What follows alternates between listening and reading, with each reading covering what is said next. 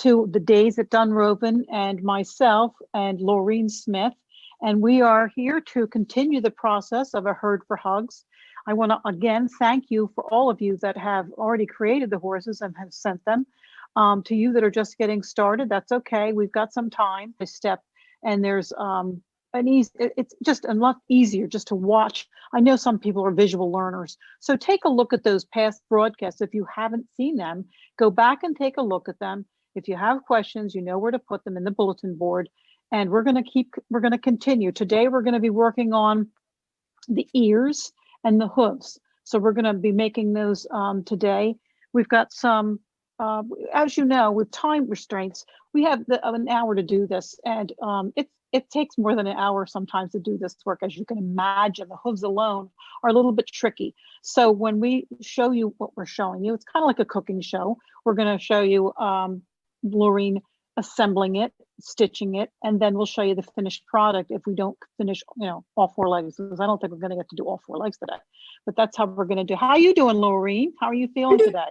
I'm doing great, thanks. I'm ready to get on with taking my horse to the next level. Okay.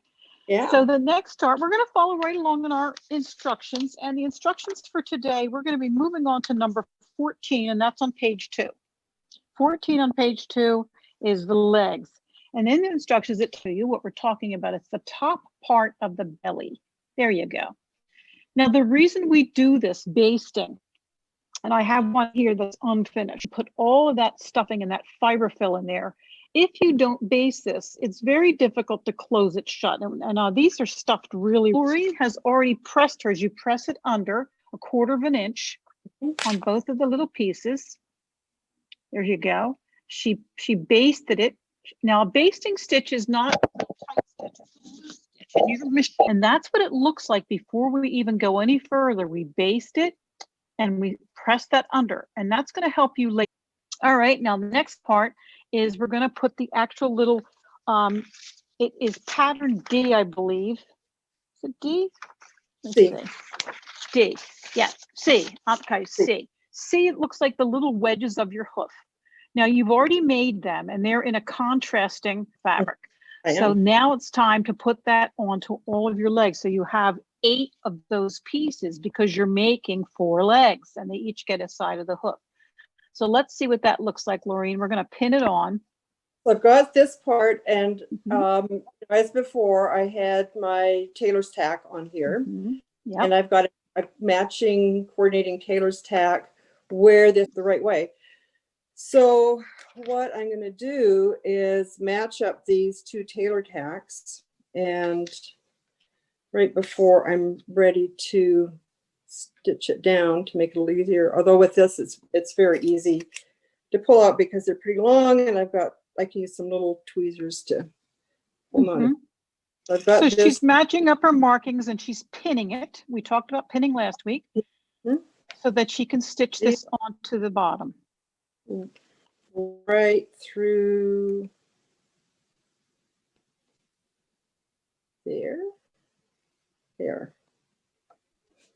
And all of our seam lines are 1/4 of an inch. They're all 1/4 of an inch. Everything's 1/4 inch, which makes it really easy. So I'll go over here, and I've got my stitch length set to 2.10, and which is relatively a small stitch. And the reason she's doing that is we don't want the hooves to fall apart. We don't want any of the horse to fall apart.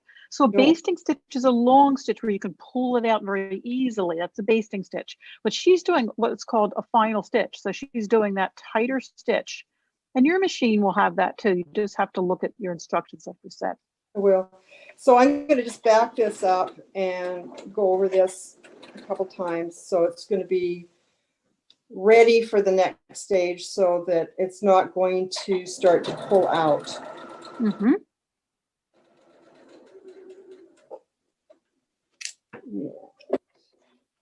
Just need to shift it a tiny bit. Move that over.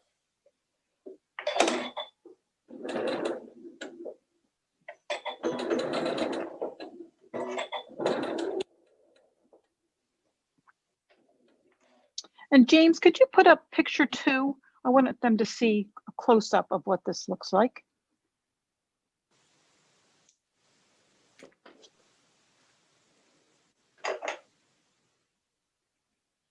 I don't know if James would put it up. Having a little technical difficulties today, and it may or may not be easy for James to put the photos up. Anyway, yeah, we've got the photo up. You do, Lorraine. okay. That's great, Yeah, we're James. having some video issues, but our photos are just fine. So. Perfect, good. Just because I can't see them doesn't mean they're not there. So on photo number 2, it shows you when Laureen, that's the wrong side of it. So so the wrong side of it is she stitched it. There you go. She stitched that hoof on and it looks like this wedge. And when you fold it back over to press it, it'll look like that. There you go. So that's what the photo number 2 is. Mm-hmm. And the heels are it's always easy to remember too that the heels are the smaller, the lower height than the toes. That's good to know. So that tells you if you have it facing the right way. You have the little dots to match up on your pattern, but what Laureen's tip is, you know the heel, the back part of it is shorter than that triangle part in the front, so you'll know which way it's facing. Now you're going to go ahead and put there's 8 of them. So you're going to do all 8 of them. Now, Laureen, I believe, has already gone ahead and done that. Have you not, Laureen? I have. So this was the last one. So for this horse, my offside horse, everything you go. On there now. And what I decided to do, Laureen, because we're going to be matching the seams with the 2 sides of the horse's body. On one side, I pressed the seam up. Okay. So on this side, all my seams are going to go up towards the horse's head. Okay. And on the other part, I press those seams down towards the horse's feet. And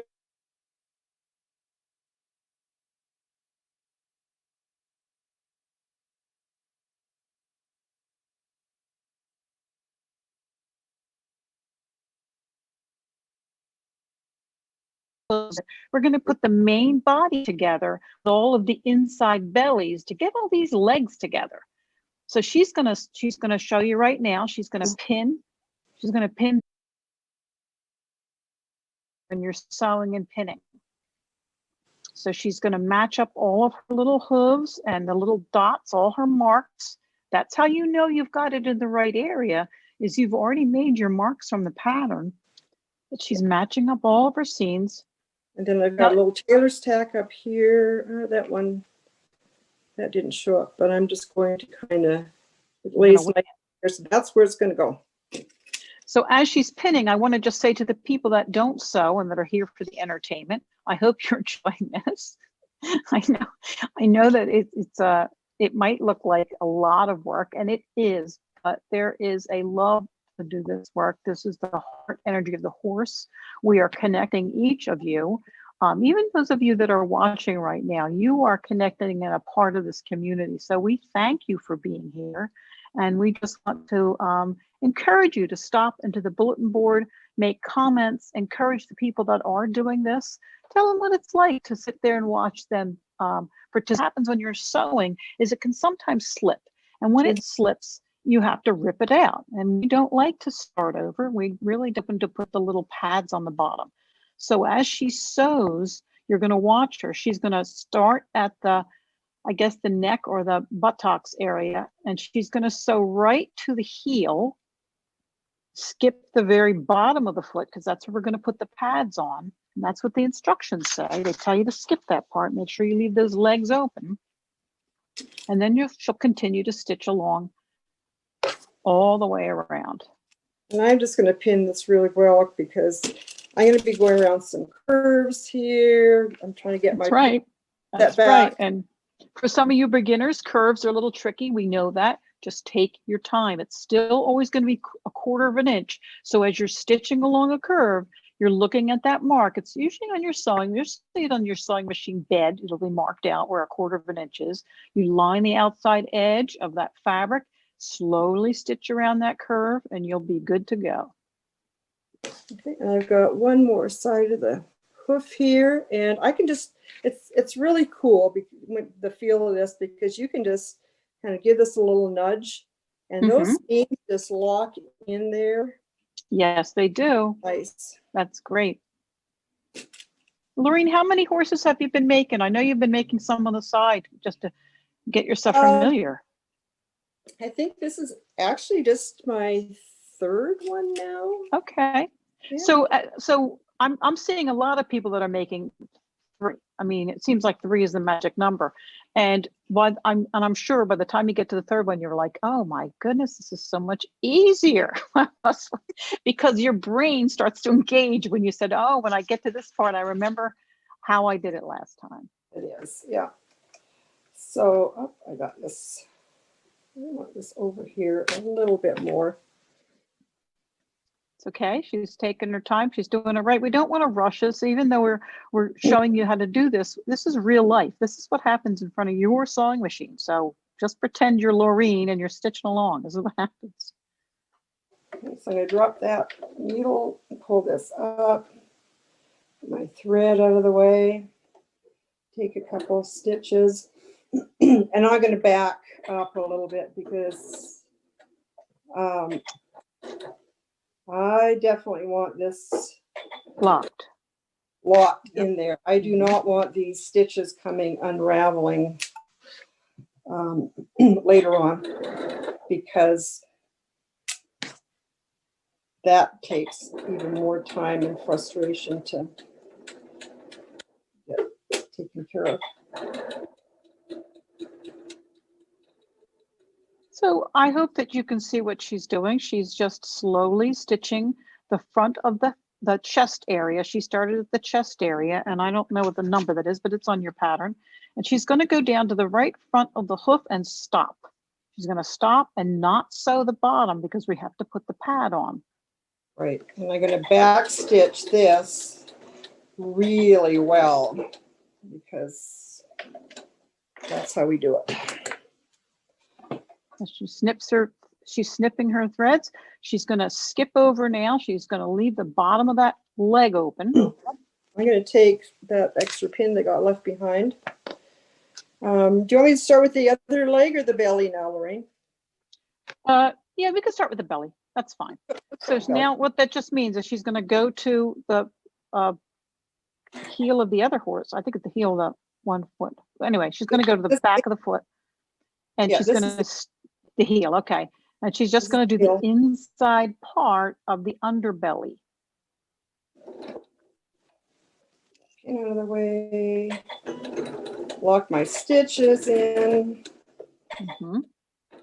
Just move your hand like a little bit so we can see what you're doing. There we go. I know it's not so easy to sew without your hands, but for the sake of the camera, we're trying to let you see what the machine is doing. It's not so easy, trust us. It's not so easy. Yeah. But you're doing a great job, Lorene. This is not something that is easy for most people. And I'm just, again, take my slow stitches around here, lifting my foot up and just kind of easing around this curve. And, sometimes it just may end up being a few stitches. As when we get to the ear, that's not going to take much. So over here, you can see where this fabric's unraveling a little bit. That's not going to matter because it's going to be sewed in. But you can imagine if we hadn't basted this. Yep. That starts to fray. Started to fray. And that's what we talked about before, is that we're constructing these horses because we want them to be huggable. This is a huggable herd. And it's very important that you go over your stitches, check your stitches, make sure you haven't missed anything, and always just be certain that the construction is very important, the construction, so that it's, we have children, we have adults, we have, they're going to have some wear and tear. They're going to be handled. That's what the whole purpose of the horses are, not just to be sitting on a shelf to look at. Some of them might be. We might have people that just use them for decoration. I'm not sure, but their intention and the purpose of it is to send a hug to people in need. And I think we're sending out a lot of hugs, Lorraine. I've been seeing some, I've seen the map that James made on the page here, in the community page. Montana, is it called the Montana Social page? I don't have it in front of me, so I don't know. Yeah. Yeah, Anyway. montanasocials.org. Okay, montanasocials.org. So on that page, there's a map, an interactive map. Some of you have not sent your pictures in, and that might be because you're delivering to people or organizations in your hometown. That's fine, but we still need you to send the photos in so that James can pop on that link and show you where the horses. We want everyone to be counted. We want you to stand up and be counted for. If you've created this and you're doing this as a humanitarian act, send that photo in so that James can find out where you're coming from and put that pin on the map. And we're going to see how wide and far this herd has stretched. So Lorraine's just getting to the end of it, and you can see this is, it takes time to do this. So she's just finishing up here, and then we're going to move on and we're going to do a hoof. Now, I don't think she's, matter of fact, I don't think she's going to do all four. She's going to do one. I'll do one, yeah. So yeah, again, you know, when we're talking about the durability of this, you know, I've got some wonderful thread I like to use, but it's not all that strong. It's a cotton thread. And using the polyester, I feel, well, there's no way I could break it with my hand.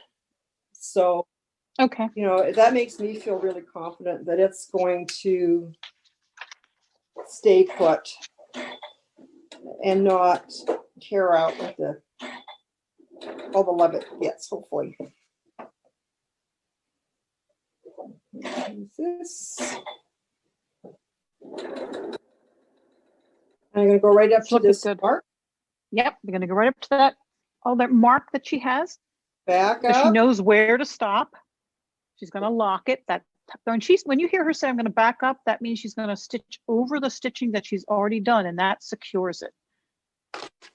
Okay, she's ready now to get some hooves on. She's got all of her belly attached.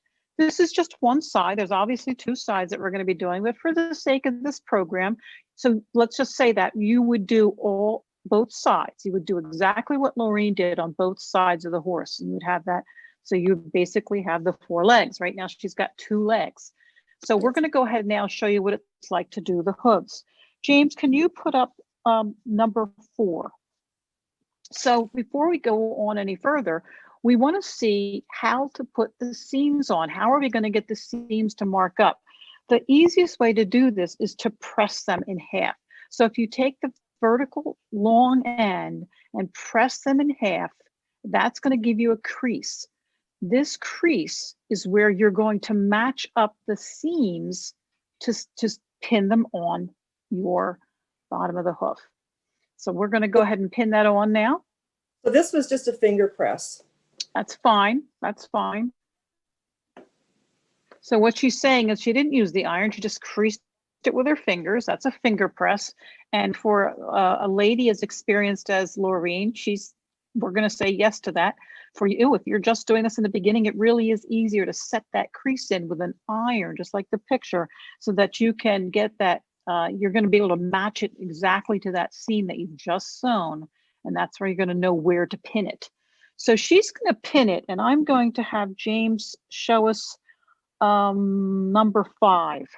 While she's pinning it, I'm going to talk about this. Now, when I first started doing these, I told you I made like 8 of them. It took me some time to figure out the easiest and best way to do this. The best way to do this pinning, as you can see by the picture 5, is that it needs to lay flat on your sewing. So if you pin them with the pins, just the way you see in the picture, and you have it, think of it like a pancake. It's that pancake part of the foot faces down on the sewing machine, and then the pins go all the way around it. You start at the seams, you just creased it, you pop those pins in right at those seams, and then you continue to pin around. Now, don't worry if you've got a little bit of wrinkles there, or that you feel that they're it just doesn't look like it's fitting perfectly. When you stuff this animal, all those little wrinkles and those little creases disappear. So that's okay. Again, I've tested this pattern. I've had people test this pattern. it works. Just go ahead and crease it, put those seams in slowly. You're going to use a lot of pins. You can see by the picture, I used a lot of pins there. And you're going to carefully, you're going to place that little pancake, that's what I'm going to call it, flat down on your sewing bed. You're going to stitch 1/4 of an inch all the way around that hoof. You're going to pull the pins as you go. Okay. So, Lorraine, with your experience with this, do you think it makes it any better or easier with this seam with the toe and the hoof to have that open or closed, flat, going one way or the other? Oh, when you're going around there? Right. I think I turned it to one. Let's see if I can look. I'm looking, everybody, because I don't have it memorized. No pressure. No, I just pressed, like, I just made sure that it was, I got one here. I just made sure when I stitched mine that I pressed it to the side, and then as I stitched around, you can see mine stitch, stitch, stitch. This, she's talking about this seam here. So you just want to make sure they're both going in the same direction. It just keeps it easier to sew. That's what she's asking me. Yes. Okay. So I'm ready to tackle this. Okay. And again, we put that stabilizer, that's what you already ironed onto the back of this little hoof and the pad, so that it would be easier to sew and not come apart. When I first did these, and I was the prototype because I'm the pattern designer, they all just shredded on the sewing machine. And I said, this is not working, this is frustrating, and no one's going to want to make this horse. So that's when I moved to put a stabilizer on it. And it really did make it a lot easier. And they make all kinds of stabilizers. I chose one that was just easier because you just iron it on and you don't have to worry about it. Pins over there on the right side. I'm going to have my awl handy so that I don't have to rely on pins, running over pins or anything. And again, I'm going to back up a little bit and get this really Now, I secure. can't see a close-up of it, so I'm assuming you've got that little pancake on the bottom and the legs Yes. on the top, correct? Okay. Yes. That's very important. That's very important to get the pad flat on the bottom. Yep. And then that leg is at the top, and then you slowly stitch around 1/4 of an inch.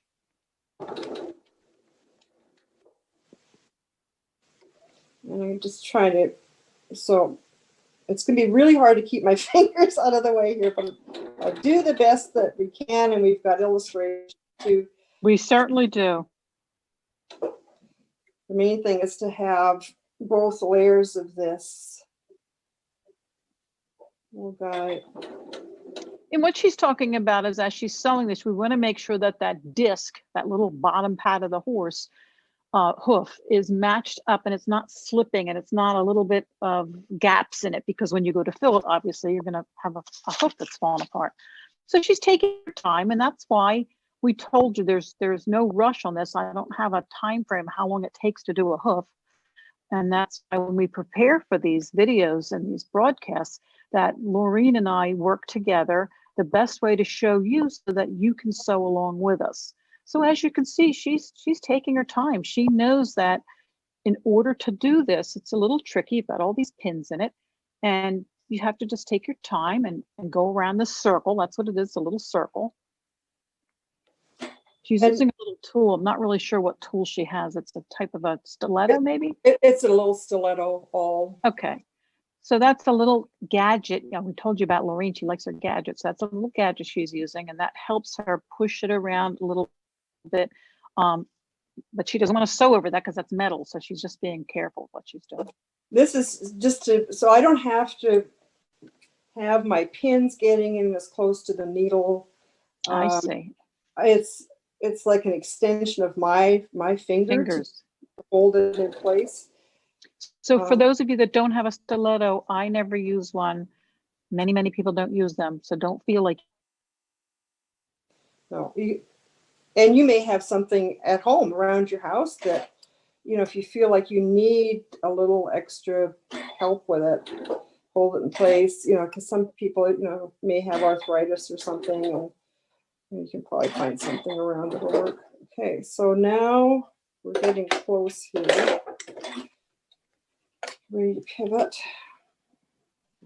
Now, And now, not there. I'm very grateful that, you know, we don't have to be really concerned about any little wrinkles happening in these feet, Lorraine. Yeah, that's why I put it in the instructions so that people didn't fret over that. Laureen, is that it's okay if we have little wrinkles in there. And, you know, it's like anything else you do. Well, you know, so here you have a chance to learn a new skill. Mm-hmm. And the first time you do it, it's going to feel awkward. That's Yes, normal. it is. Expect It is that. normal. It's part of it. Sorry, but that's it. She's exactly right. Think back when you rode a bike or the first time you took a photo and you cut somebody's head off. You know, this is how you do. You learn how to do something. It's a learning process. And, you know, for sure, the second one you make is going to go easier. You feel more relaxed, for one thing. And the third and the fourth are going to be much easier. So They really are. They are. so They really are. They You just are. make a little assembly line and you do all the hooves. Just get the hooves out of the way. That's me. Just telling you, that's how you do it. Okay, so There you go. So let's hold that up. So I know it's going to have some little wrinkles, but Okay, that looks the most, good. I think the important part is I've got a 1/4 inch seam There you go. That's all important. the way around here on both sides. Okay. So And James, let's put up number 6. I'm going to show you what it looks like on your sewing machine as she was doing it. Once you have it finished and stitched, it'll look like picture number 6. And then after that, James will show them picture number 7. Now, number 7 is just the same image, and it's the bottom of the pad. That's what it looks like when Laureen sewed all around that hoof.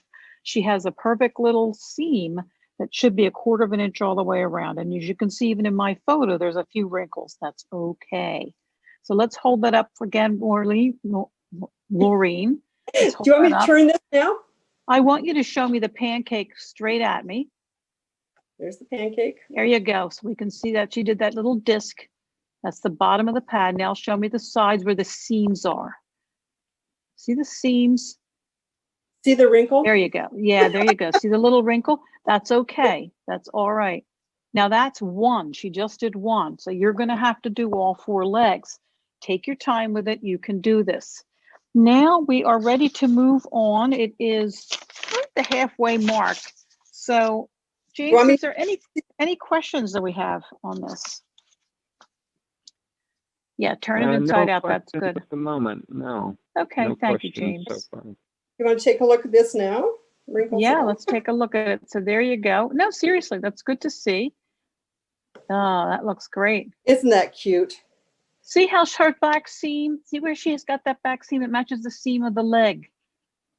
Move your hand so we can see the seam of the back of the fabric. There you go, in the back of the area. See how that matches up perfectly? That's because she was paying attention to the creases when she put that down, she put that pad on, and it looks great, Lauren. You did a good job. You only have 3 more to do. All right. All right, so now let me see what images I have. I wanted to show you. I want to show you, let's just go back to image 3, James. I want to just show them image 3 to do a recap here. So on image 3, what you're looking at is you're looking at A being attached to B with the hooves already on. This is before we put the little pads on. So in the step when she was adding that body and she pressed and basted the top, she pinned that whole body together, and that's what it looks like before she sewed it. Just what she has down now, that's that picture 3. That's that stage. And then you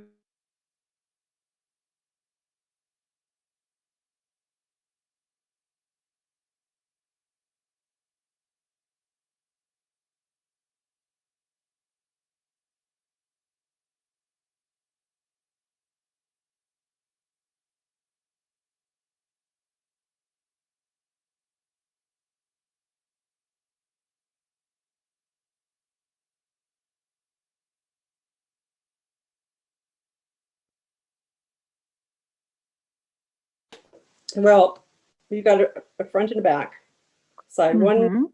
One side has the fusible on it, Mhm. and that is the fabric for the outer ear. So we did that because we wanted to show a shadow. I'm going to show mine. We wanted to just show the contrast. See, the colors are contrasting, the inside and then the outside. And then we put stabilizer on it to make it a little stiff. And I'm going to go follow right along in our we're on step 16 in our pattern on page 3 now. And we're talking about pinning the contrasting fabric to the main fabric right sides together. Again, that means there's 2 ears, but there's 4 pieces because you're going to have the inside and the outside. There you go. So she's got it pinned and she's ready to stitch. Now, if you look at the way that points down, like it looks like a V, see that little V at the bottom? You don't stitch that. That stays open. You're going to stitch the outside part of the ear. When you get up to that little point, you're going to pivot. And she'll show you what a pivot is. And then she's going to stitch back down. Yep, stitch up like that. And then she comes to that point of the ear. She's going to pivot her machine and go down 1/4 of an inch all the way down. And she's going to stop. Okay, let's do that. Okay.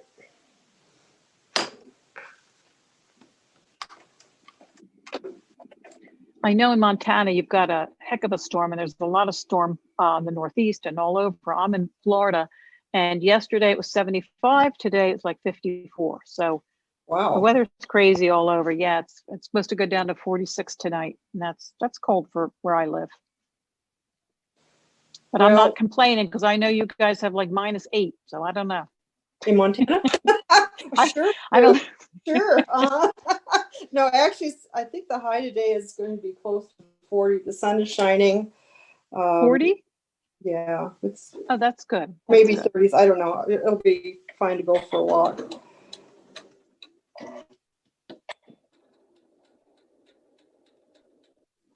So again, I lock that. Just doing a few stitches at a time to kind of try to match that curve as closely as I can. Yep.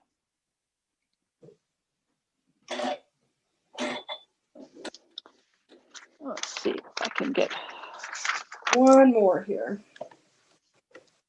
So James, let's put up picture number 8. And picture number 8 is just what she just did. And I just stopped here. My needle was sunk down and I'm lifting up my foot so I can do a nice little pivot. Okay. So a pivot is when you get to that tip of the ear and then you turn. See how she had to go the other way now? She went up one side, she's coming down the other. You just leave the needle in the fabric, just pivot, just turn that 45-degree angle and keep sewing.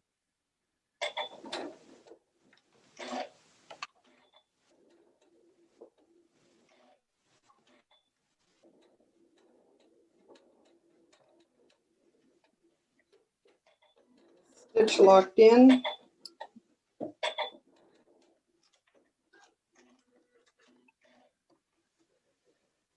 Okay, and there you have it.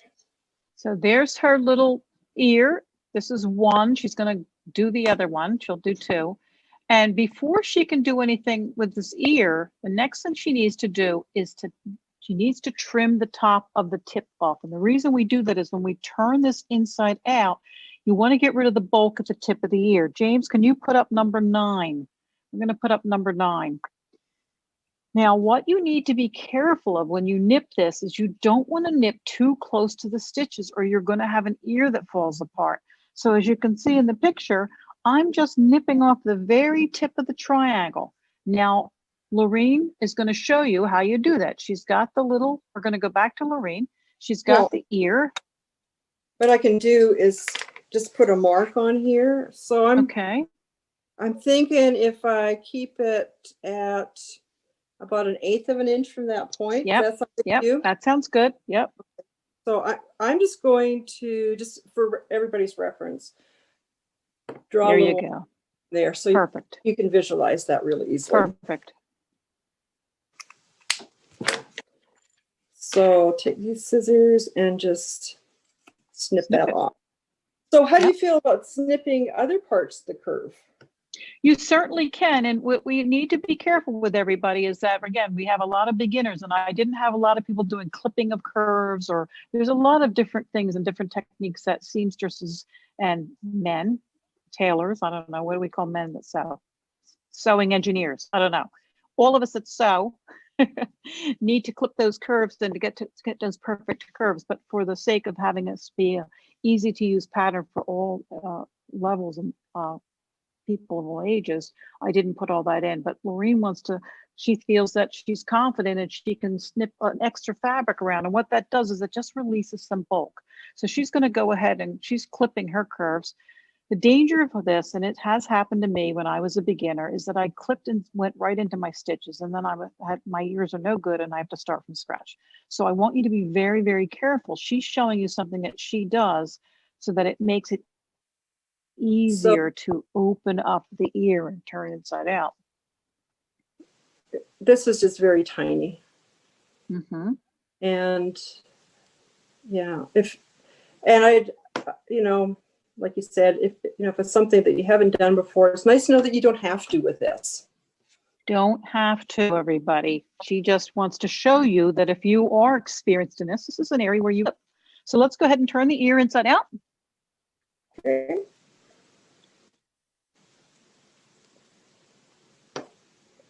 I'm just going to kind of pull here.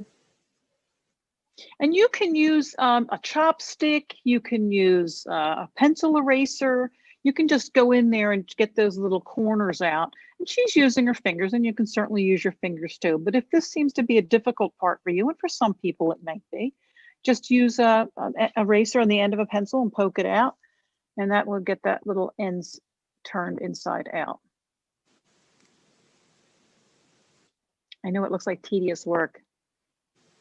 Horses' ears are, they're delicate. You have to take your time with horses' ears. Well, and if you are poking with something, you really want to be careful that you don't end up puncturing the fabric. Exactly. You don't want to poke a hole through the ear. She's absolutely right. So yeah, so if it's possible to try to put, more pressure, kind of work very very gently. Because after all, horses' ears are very delicate. That's what they're very delicate. Very delicate. Okay, so she's turned it inside out, and I'd like her to press it now. So I want her to press it flat, and then we're going to fold it, and she's going to press the folds in. So let's see what that looks like. Right Go now, ahead, show me. Kind of rubbing it, doing a little finger press along here so that it's going to be easier when I'm. So she's using her hands to get all that little bulk that was in there. She's getting that all flattened out, and now she's using her iron and she's pressing it nice and flat. Over here where you can see it a little better. Mm-hmm. A little blast of steam, flip it over. I feel pretty happy because I don't have, any more than just a teeny hint of the other fabric. Okay. So I think we're finished with pressing now. So well, you're going to get that crease in. We've got to fold that ear. Ah, yes. And what you do, you're actually going to see at the bottom of the pattern, it looks like a V. It's the best way I can say it. It just looks like a V. And that's where the fold line is. That's exactly where you're going to fold that ear. So let's hold that up to the camera. That's it. Let's get that close up. There you go. Right where Laureen's camera view is you. I want to look at you with your face and not just your hands. There. Okay, hold that up. And I want it with an iron. And that's going to have the contrasting on the inside and the fabric that matches the body on the outside. I just wanted you to see where to fold it. It's right there. It's right where that V comes to a point. Yeah. Take it right up to the V and fold it. Because then there's going to be about a 1/4 inch. That's overhang. Right. That's what it's supposed to look like. There we go. So, and look how perfect and nicely that. Yep, nice and crisp. Boy, you're good. Man, you make this look so easy. Well, see, it looks better when I follow directions too, Laureen. Okay, so I get that little blast of steam. She's going to get that blast of steam. And then this one, get to that fold, line that fold where I started at that point. Mm-hmm. Line it up again on here. Just like that. Perfect. Now she can, we have like 15 minutes left. So in a real world, she would go ahead and stitch the other ear and get that done so that we can show you how to do the placement of the 2 ears, because you're going to want to do them at the same time. That's the best way to work. So do you think you could do another ear for us, Lorene, and have that finished so that we can also show placement, or you think we're cutting it close? Oh, well, I can show placement because I've got a pair of ears right here now. Oh, she is really good, isn't she, everybody? We should just give her a big Yeah. right now. You're good. Okay, so she's got her 2 ears. I'm going to start over here on the near side. And now let's talk about this, because we're having a lot of discussion. Not a lot of discussion. We've had some discussions that some people are putting the ears on wrong. They're in the wrong position.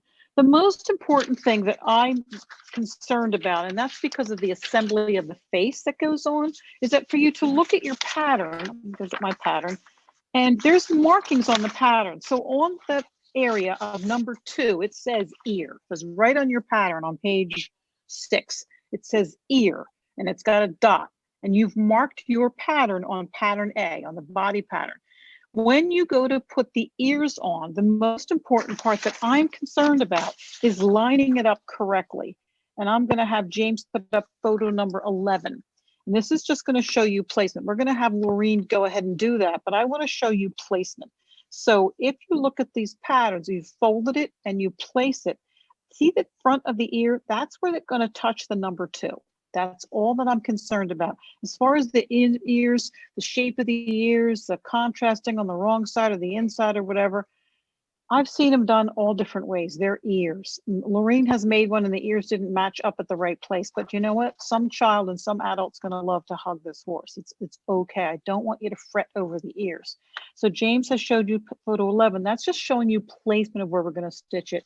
Now we're going to see Lorene go ahead and put that placement together. Okay. She's made her ears. She's got her markings. So move your hands back a little bit. There, move them back towards the sewing machine. The whole thing. Yeah, because I'm only seeing the tucks. There we go. I want to see the head. There you go. Now, the ear fabric really does blend in with her fabric, so it's a little difficult to see. But she's got her contrasting fabric on the inside. Right, there she go. And she's got her front of the ear fold, that whole piece that you just made, she's got that aligned with number 2 on pattern A. That's what it is. And I told you it was, you can look at your pattern. And we're on page 3 and we're right on steps number 16. So now she's pinned it. Okay, so let's make sure I get this right. So what I'm doing here is I've got this part of the ear, the underside of the ear. Mm-hmm. That point is lined up even with number 3, where my tailor tack is. I guess it's number 3. Number two. I'm gonna have James spotlight me real quickly. So here's a pair of finished ears. Now, as you can see, the outside fabric, this is what we're seeing. See the curve of the ear, that's what you're seeing. And then the inside ear has that contrast. So I'm going to turn the head so you can see it. That's this way. Here's one that's done totally different. Still okay. It's all right. That's what we're trying to say to you, is that I don't want you to do crazy about it. If it doesn't look right, you can fix it if you want, but it's okay. It's an ear. But I think she's going for this one, and that would be the one where you just see the outside of the fabric here, and then the inside, when the horse's head turns, you would see the inside of the ears. So okay, James, thank you. I've got this edge, this point is lined up number 2. Okay, that's what we want. That's what we want. There's this little kind of, if you can see it, teeny scallop down here of the horse's head. And then where the ear swoops, the other tip is touching the top of the horse's head. Yep. So let's go ahead and stitch that on. Okay. So she's got it all pinned. She's creased it. She's got her ears all ready to go. And I just showed you the two different ways, the way that the horse's, a natural horse's ear would be, was that you get that nice curve in the front of the ear. So when he's looking up, you'll see that curve. But again, it was all about just adding the contrast, the inside of the ear and the outside of the ear. Anatomically correct. I'm not too worried about it. These are little stuffed animals, okay? The fact that they have a hock, not easy to do. So I'm just telling you that we tried to make these horses, and you know, real horses don't have yarn. So just deal with it. Just go along with the flow here. It's an ear. We're not going to get too crazy about the ear. Okay. I'm just telling you. It's kind of magical, like a unicorn. So there's a lot of there's a lot of magic with our horse. There's a lot of magic. The fact Those that they imperfections stay, are magic happening. yeah, they're staying where they're supposed to be right now. We don't have to hurt them up. So I didn't use a contrast. I put this in really close, and hopefully you can see that. I tried to keep my stitching less than 1/4 of an inch.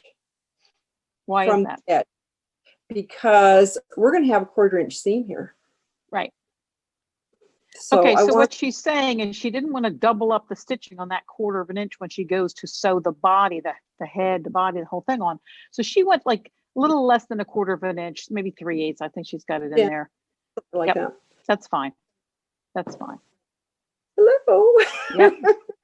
It looks good. Looks really good. So she's got her ear on. You have your other ear. Let's work on your other ear. So we want to get them together. And what I like to do is I really like to put them side by side when I'm doing them so that I can see when I'm pinning them what they're going to look like. You know what I'm saying, Lorraine? Gosh, I don't know. Maybe you were born with the wrong name. All this time you've been wrong, and it's really. And you know what's funny is that my sister's name is Lois. And you know, we still laugh so much about our mother's difficulty in keeping us straight sometimes, and the different variations. I had 7 brothers and sisters, trust me, I know, because when they would go to correct me and I was in trouble for something, they always called me by the wrong name, and I'd be like, I didn't do it. It wasn't me. It was Patty. You said Patty. I heard you. It was the other one. I've got a daughter, Jessie, and a son, Jason, and I'm always calling my son JC. He's like, Mom, could you get it right? Okay, so I've got this pinned. Here's the outside of the ear. I see it. And then I've got the inside facing down. Yep. And you're holding it up to the other side, Lorraine. That's the important part. We want to hold this body up to the other ear. And we want to look at that to make sure when we go to sew the body together that the ears are in the right places. I mean, I'm not saying if they're off a hair, that's fine. But let's try. See, there you go. We want to match these up. So she's holding them front and back so that when she sews them on, she doesn't have to rip them out. She wants to just sew them one time and get it right. So did you sew I pinned the fabric right behind the ears, like I'm getting a little scratch behind the ears, those 2 ear edges line up perfectly. There you go. That's what we want to hear.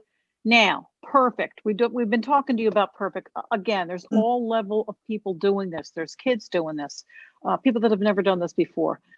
We're not looking for perfect. Don't let perfect get in the way of good. Okay, we're really just looking for to be that holds together, that it's a huggable, that you're sending out your love and your heart energy with the healing energy of horse to people in need, all over people in need. So I don't want you to get too crazy and worry too much about little things like that. Lorraine is, you know, you got to remember, she was asked to do this and she had never done this before. She's a seamstress. She quilts and she's got a great background and she's very experienced, but stuffed animals aren't her thing. So for her to be placed here in this position as our student, she's doing a really good job, but she wants to make it perfect. That's a natural part of her character. She's a perfectionist. I'm a perfectionist. I know this about myself, but that's okay, because in this project, this community effort, it does not have to be perfect. Just want it to hold together so the ears don't fall off. Definitely.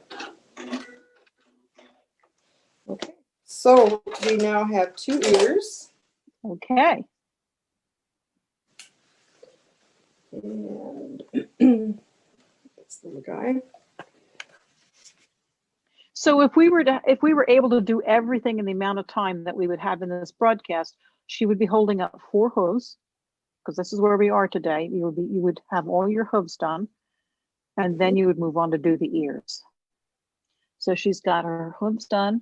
She's got one done, but she's she's a pro. She'll have them all done by lunchtime. Trust me. Okay. And now she's gonna show you the ears. She's got the ears. Yeah. Ears are all The done. ears are done. The ears match Yep. just fine. Yep. The last course I made, they were off a little bit. I consider it expressiveness. That's a good word for it. So yeah, here we go. That's great. That's great. Well, we're coming up to 5 minutes left to go. And I just want to say next week, we're going to be working on the mane and the tail. We're going to be putting the mane and the tail together. We're going to be doing, and the head. I think next week we're going to be doing the head, which is a little bit tricky. And we'll talk about that. It's something, again, it's another part of this project where you just have to take it slow. I want to encourage you, again, to go into the bulletin board and make some notes, comment on the things you're seeing, and take a look at the beautiful horses that are being produced. Give these people some encouragement. If you haven't made a horse and you're watching, one thing that you can do to really be part of this team is to encourage others. So go in and make comments and just give them a little bit of an attaboy. Everybody just could use a little bit of pat on the back. So take a look at what they're doing. Wonderful, wonderful work. And put some comments there. Ask them questions. Maybe you're starting and you're having a tricky time with the ears. I don't know. Maybe you're just having a difficult time. Go look at what they've done and comment and talk to them. It's perfectly fine to ask people that are doing this and ask them. Keep asking the community. That's what community is. Helping one another. So go find a horse if you like that horse and you say, wow, I really like that yellow horse. Let me ask that person how they did it, or what they used. How easy was it? Just interact with us. We're happy to spread the love, right? We're just trying to send more energy of the horse out. Laureen, where are you now? You're going to be finishing up your hooves so that next week when we start, we're ready to do the mane. Now, did you pick out your mane for this, mane and tail? I did, and because I've got a little bit of pink. Okay. I decided why not have a pink mane and tail? I like that idea. Now, let's just talk real quickly about something before we finish. Laureen has created a horse and found out that the acrylic yarn, I think it was acrylic, started to shed. This particular brand started to shed. She knows that this can't go to a child that's going to have choking or, has allergy, whatever. So she put a lint brush on it, and that didn't work. I think it's still fraying, she said, correct? Just a little bit of shedding going on, yeah. So before we even go into the mane and tail next week, take a look at the fabric that you're using. And now's a good time to really check them and see if they have a lot of lint, if they're going to be falling apart, if they're going to, they're creating a lot of shedding, is what she was finding. Now's the time to check that out before you go to the trouble to put that on there. Now, Laureen can certainly use this horse to give to someone in need that we don't have to worry about those real strict rules. It's perfectly fine to do that. But for our organizations and the foster cares and the care centers that are using these, we have some strict rules, and a lot of them are just flammable. There's a lot of other things that go into than just this is a pretty horse. I've done a lot of research on this before we even went into this project. But next week we're going to be adding the mane and the tail, and I want you to take a look at the fibers that you're using. I also want you to look at the supply list. I've had people that are making beautiful things and then tell me that they didn't read the yarn and I've used something that we just totally can't use. And if you've done this work after you've stuffed the horse, is not the time you want to change out the mane. The time you want to change out the mane is right here. This is easy to change because I can unstitch it and I can put this mane back in. After it's stuffed, it's a lot of work to try to replace the mane. So we're coming up on the last minute. Laureen, do you have any big words of wisdom that you'd like to say before we close? Well, back to the yarn, Lorraine, I think if people take their yarn and just rub it on the fabric a little bit lightly, you'll know if it's going to shed any fibers or not. It's good point. Yeah. Good point. We still So- have some kits available, do we not? We still have kits? We still Oh, selling yeah. kits? Yeah, in Okay. fact, I think they've been making up some new kits So over for at everybody that also- what's, yep, and that information is right on our page. You can look at that. I think we're coming up to the hour. I think James can agree with that, maybe, unless we started late. I don't know. But I would like to say thank you again to all of you that are participating in our Hugs for Horses and sending out the healing energy of the horse. I want to thank Laureen Smith for her dedication and commitment to this project. Like I said, you know, she just was asked out of the blue if she would do this, and because she's got that heart energy that we're speaking about, she stepped into this project, as many of you have. So thank you very much for being here. Continue to follow along. We'll be back next Monday, the same time, same channel, and we're going to be moving into mane and tail land, and we're going to do that head, that front face of the heart. So from all of us, we want to say goodbye, say thank you, and to Laureen, I'll see you next week. Yes, thanks, Lorraine. It's been fun. Okay. Take care, everybody. Bye. Bye.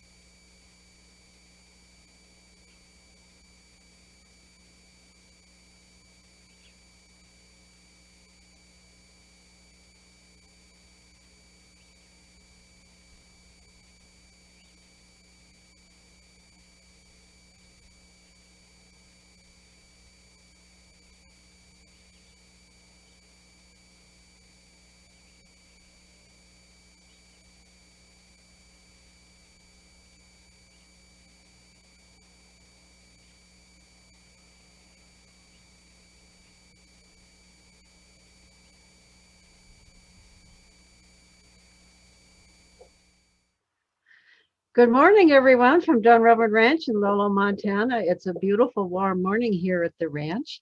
And I'm delighted, as always, to welcome back my good friend, Brandon Carpenter, from his ranch, the Hash Knife Ranch in Rygate, Montana. I know that today Brandon's going to be talking about something that occupies all people who take care of animals, and that is, what goes in has to come out. And looking at what comes out tells you a lot about not only what went in, but the process that created it. In other words, the health of the horse or the cow or the dog or whatever. And so today, Brandon's going to be taking us through the process of horse worming, and it's something that all good horse people do on a routine basis. So with that, James, will you play the recording?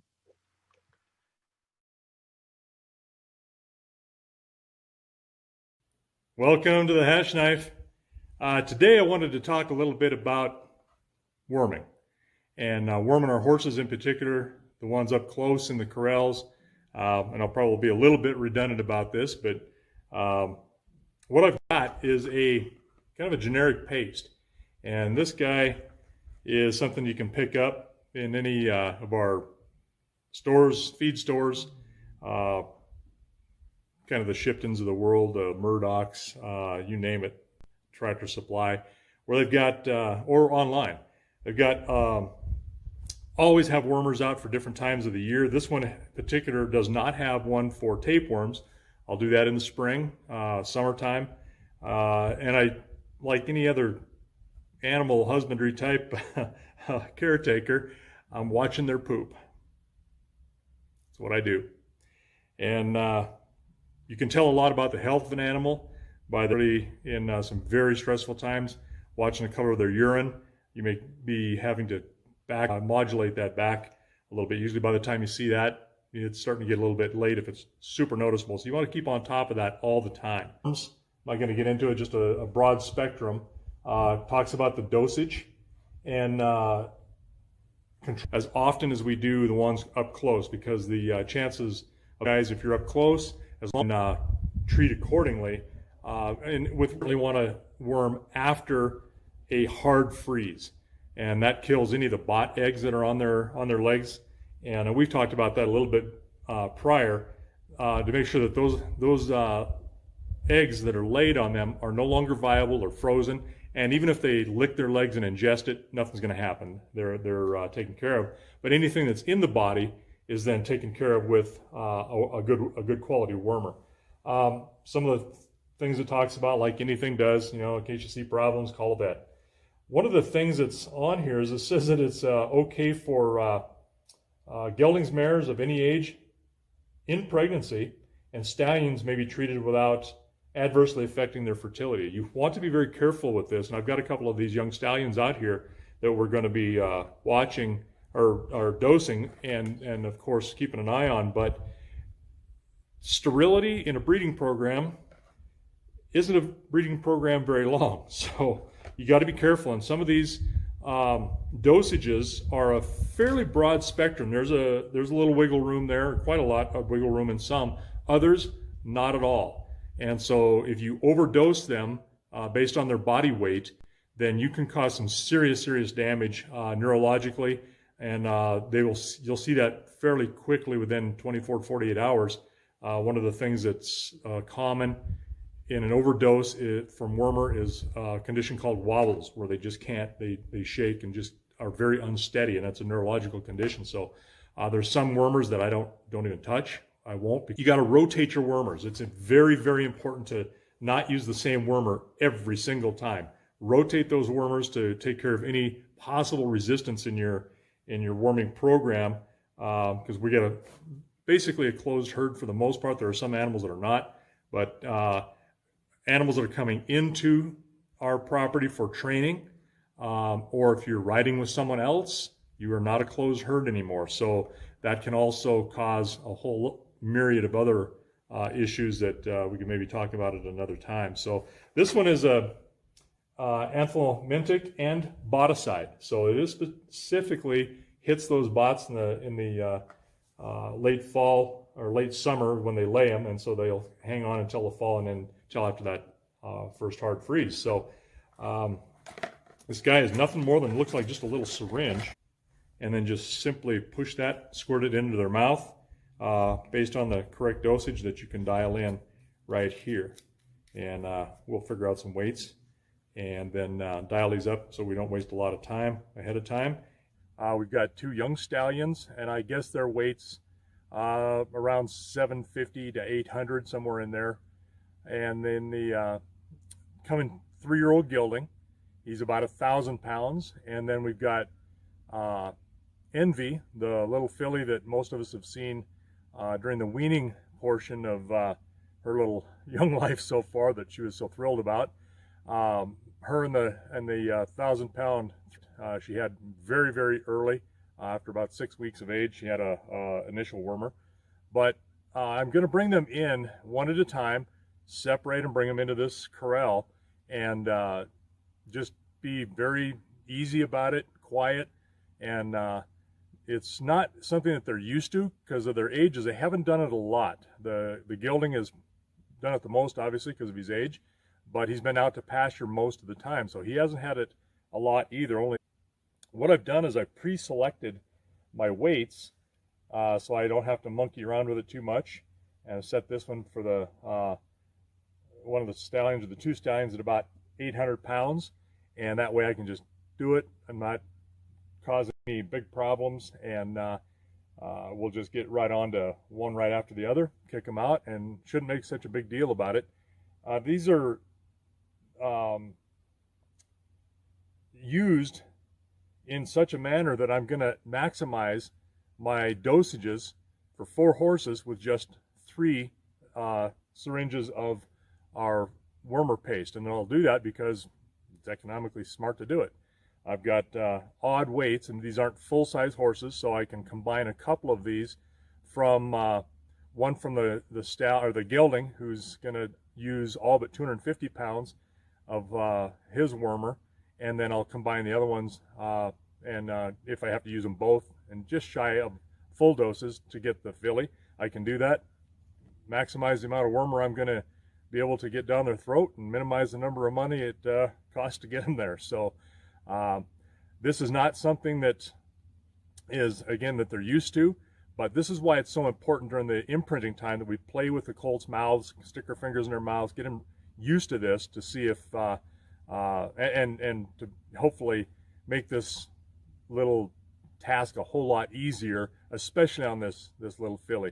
And I don't expect her to be really good at it because I haven't put my fingers in her mouth in a couple of months, but we'll see how it goes. All right, well, after evaluating this little fella, I think I'm going to put him down about 800 pounds. I'm not going to give him the full 850 that I think he was, or I thought he was earlier. I believe that's a little high. So I'll scale this back down a little bit. Here's our about 800. And then we're going to see if we can just sneak this up in behind his cheek. Let him chew on that a little bit.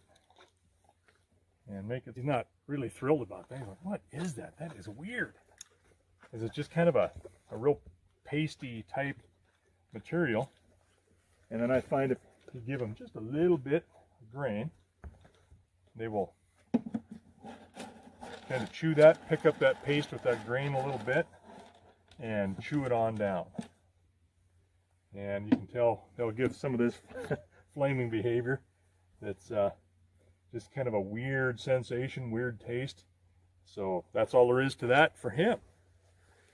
All right, this guy is a little bit bigger, a little taller, and it doesn't take much variation in their size to really see a big difference. And he's starting to get, as you can tell, just a little bit more stutty and a little more pushy, or a little more lippy. So I have increased his dose up here just a little bit to about that 850 mark where I thought we'd ought to be.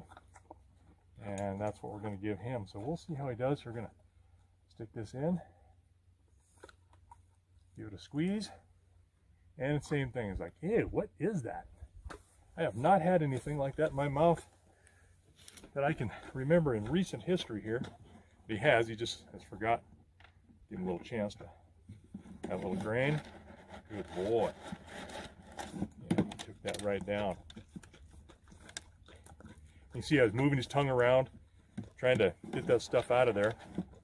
And it's a strange sensation for him, but I do think this grain at all. It makes one happy when they see it stay in their mouth and not out on the ground where it's gotten spit out, because that does happen. Hey, what's the matter, kid? Yeah, boy. Yeah, it doesn't make you happy, does it? All right. Well, let's go to victim number 3. Thicker, a little bit longer, and a little more substantially muscled than the other two, is what we have to take into account. So I've got this up there. I guess him were about 1,000 pounds. And so I'm just going to slip this just in the corner of his mouth, just like I did the others. Give it a squirt. And then let him chew on that while same thing, give him a chance to get this grain. And this grain is a nice little helper to keep that thing like they normally eat. So that's why you get quite that reaction like that.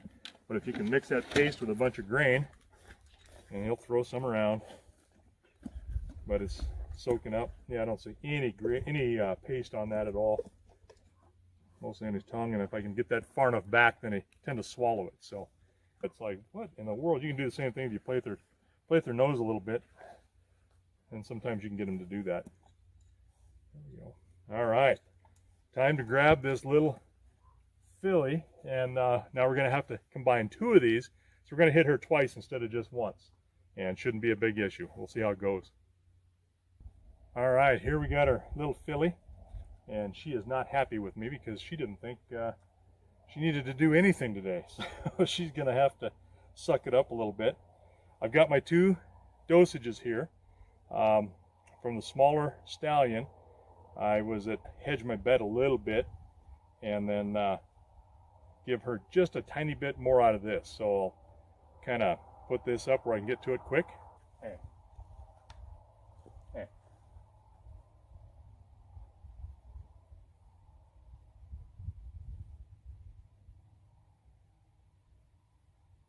All right. Good girl. And that is that. For now, I'm just going to turn her loose and let her think about this a little bit. Maybe give her a little bit of grain if she wants, but she is kind of in a sour little mood here. She doesn't think she wants any of that too, so she's going to soul up a little bit. But anyway, that's what we've done. Got our worming done again for this quarter, and as long as they're up here tight, like I said, I want to make sure that we keep on top of any parasites, any problems there, and not have any weight loss issues, any kind of health issues with them. So with that, we hope you've enjoyed this and perhaps learned a little something. We'll see you next time. Thank you, Brandon, for making those recordings and teaching us about worming. It's a topic that not many people like to discuss, but it's a really important part of animal husbandry when you have animals in any kind of crowded conditions, even temporarily. No, that's right, and that's when you really have to watch. There's more to it, like the part about sterility in your stallions or causing a potential to cause sterility. You have got to pay attention. It isn't just you grab a wormer off the shelf and throw it down their throat and you're good to go for another a while. It's important to know what you're doing. It is, and part of that is looking at their droppings to really understand what's going on, because you don't want to overdo it either. I mean, you can over apply those medications, so it's walking a fine line. Yep, it is, and you know, I never thought that I could put, you know, there's initials that one can put behind their name as they get education throughout the year, and I never thought PW or Poop Watcher would be one that I could stick behind my name, but it is. You know? Yeah. It's what you do. It really is. Yeah, and part of that depends on the way the horse is used.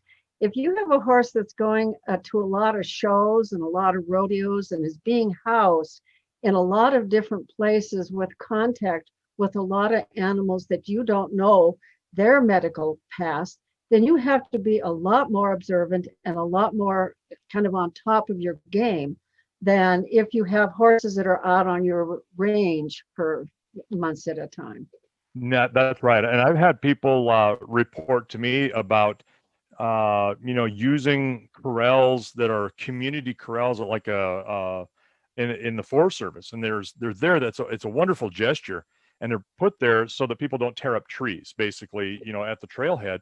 But I will tie my trailer. I don't use those corrals because I know people that have used them, and their horses have gotten illnesses, and some nearly died. So you have to be very, very careful. Even if another horse is not there, they have been there. So not enough time has gone by where, some viruses or bacteria that are fairly resilient can be picked up by your horse, and then you can infect everybody. It's not something to take lightly. Well, in fact, I'll tell you a little story about one of my favorite horses, Monty. I took Monty to a packing clinic held by Smoke Elser. You know Smoke. Oh, I know Smoke, yeah. And, yeah, a wonderful man. And it was held at the 9 Mile Ranger Station with the Forest Service. And normally people don't take their own animals, but I asked if I could take Monty because I want to be sure that I learned how to, make him a good pack animal, not just me a good packer. Mm-hmm. I mean, we were being taught how to pack, but I also wanted to make sure that I addressed all of the issues with the horse. And I have to say there are two things about this. Monty's a tall horse, and it was really stupid of me to pick a tall horse as a pack horse. The older you get, the more that lesson comes home. Oh boy. Yeah, I'm short anyway. And I'm thinking after I did this, I thought, my goodness, what am I doing? But at any rate, he ended up coming back with the neurological like lightning. And so I ended up with a 6-month quarantine on Monty. I had to keep him away from the rest of the herd for 6 months and take tender loving care for him. There really isn't much you can do. There's not a medication. You just hope that they get through it. And he did without any neurological damage, but it was touch and go. But that's exactly the kind of thing that I think that's a waterborne disease. And he got it probably from drinking in the trough there at the 9 Mile. So yeah, I've gotten extremely cautious. If I go someplace else, I'll take bleach with me and I'll bleach down any of the surfaces, metal surfaces. I won't let my horses drink out of water troughs. I bring my own buckets. Yes. I mean, you're exactly right. You take a horse to a set of corrals where you don't know who's been in them. You're asking for trouble. Well, and the first thing you'll notice a horse does, if they're in a strange place and they see a pile of poop, they will right to it and they stick their nose on it to see who this was. I mean, that's just how they track each other. That's just normal. So when they do that, you can breathe in anything. So yeah, it's you got to help them not help themselves to a catastrophe. Yeah, exactly. So a lot of people don't understand the complexity of all this, or really how sensitive these animals are to disease and how easily, spreadable it is. Yes, a lot of things are waterborne or airborne or in the manure, like you say. So. Yep. No, that's exactly right. It's this is something that's ongoing, so we're used to it. We do it all the time. Well, in fact, as yesterday, then we went through and give a subsequent dose of a different wormer, an inexpensive wormer that has some lice, biting and sucking lice control on our cows. So that was what we did yesterday, and then did some filming for an upcoming segment for you guys as well. So it took Lisa and my son Braden and I took out a couple hours and ran through 100 and some head of cattle, and you know what? It's what you do. I mean, you just schedule it. And we're coming up on calving season here we should be dropping calves in another 6 weeks. So hopefully we'll beat some of this horrible warm weather we've had that have been great for calving. We'll have some terrible storms and cold and yeah, darn well the storm's just waiting for calving season. Oh, it is. The only way you could equate this to somebody who's not around cattle is if you washed your car, what's going to happen? It's going to rain, so it's the same way you start calving, you're going to get bad weather. Yeah. Well, it's a delight as always, Brandon, to have us come to your ranch and to know what's going on and to have these conversations. And I believe that Ashley's out there with our little guy Augie right now. Are you there, Ashley?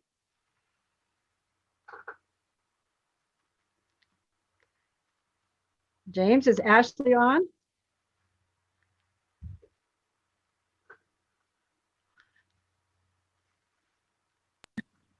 Yeah, Can you hear me? she's on. She's just getting unmuted here. Okay.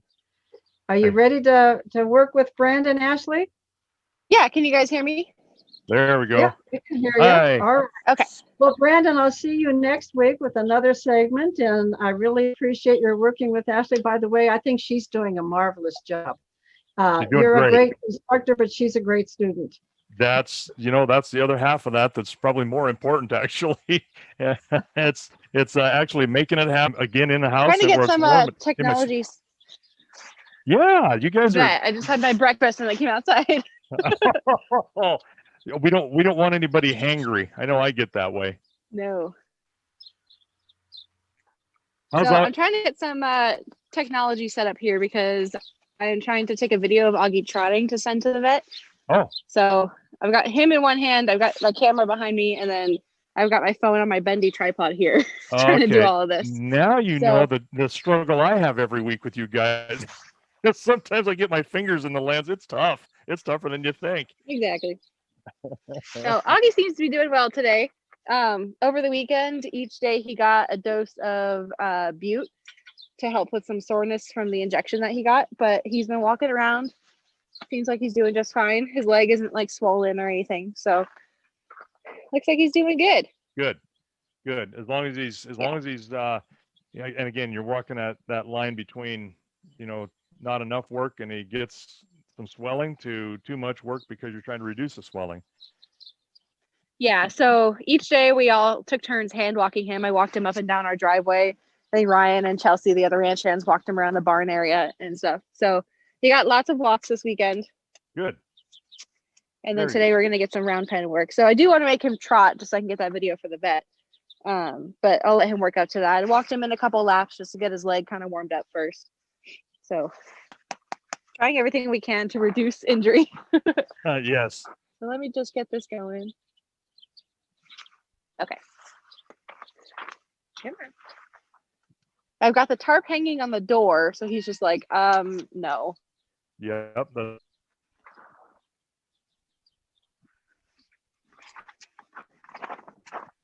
He did this when I was getting him out of the corral too. He's like, no, I don't want to go to school today. Yeah, that's go. just more resistance. Him trying to tell you what he thinks you need to do.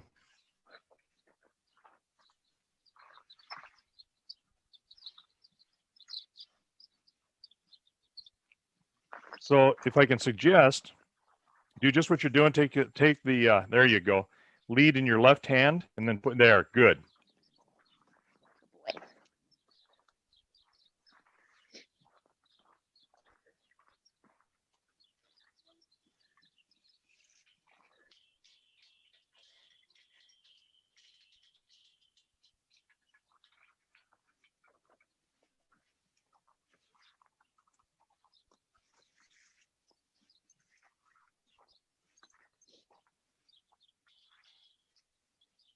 I think I'll just start off by walking and trotting him. Well, walking first, just get him warmed up.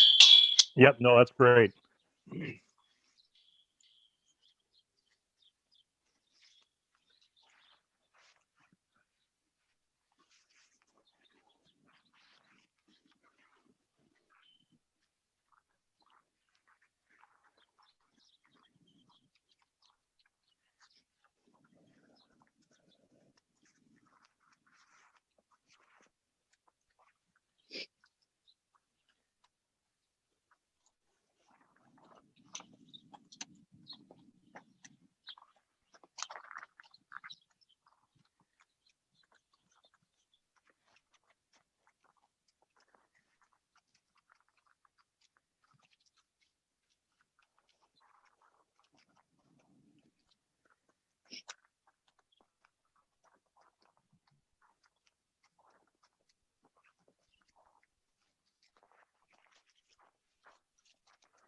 Boy.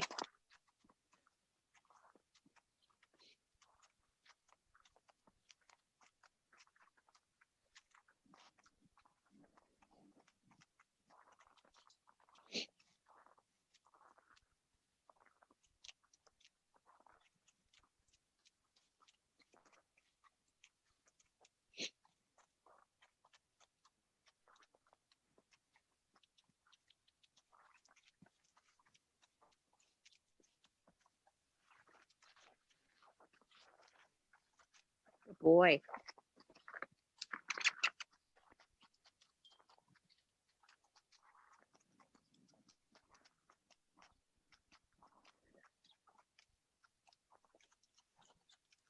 It doesn't look bad, does it?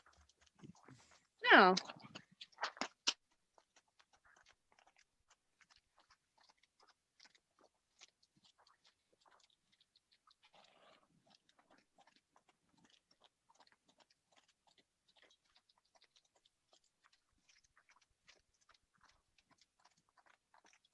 Yeah, he's not bobbing his head all weird. Yeah, no, he's picking himself up and he's putting his weight on. So that's a good thing. He's not trying to favor that foot from what I can see.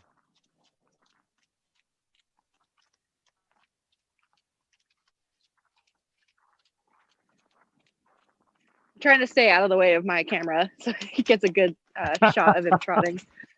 That's changed. That's why he's kind of stopping at times. I'm thinking, why are you doing? Yeah, I forget about that camera over there. Whoa. Good boy. Good stop. That is going to be so important when we start driving him, as well as riding, and we'll get to more of that later. But we're prepping him to accept a saddle, and we're going to start, because you don't have a harness for him. You got a harness for the little ones, the minis, this, which is not going to be a big deal. And actually, a pack saddle is much stronger than a harness, but minus having a collar on it. And there are different types of setups for that. But we're going to start working him so he'll learn to respond to some of the weight, some of the restriction of having some shafts on his hind end. So it'll be a good thing. We'll do just dandy on this. I heard you guys talk about that and in the coming weeks, so I'm excited about that. Yeah, we're gonna have a good time with that.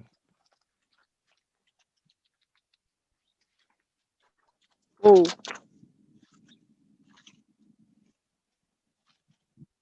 Good boy. Nice. Good, very good.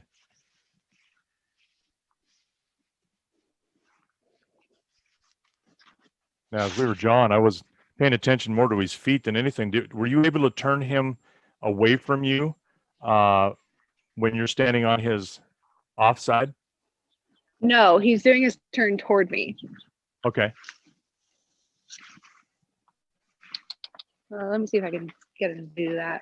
Because I've noticed he has been better about doing the turn. Good. But not away from me. He'll only turn towards me now. Okay. Well, we need to fix that. We need to make him do. Yeah. Need to have him following what you want. Easy. Easy.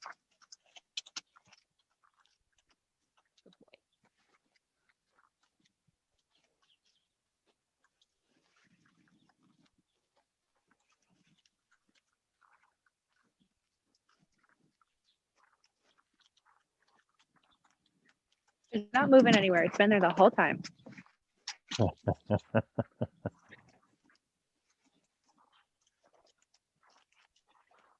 He's wanting to turn towards me. Yeah.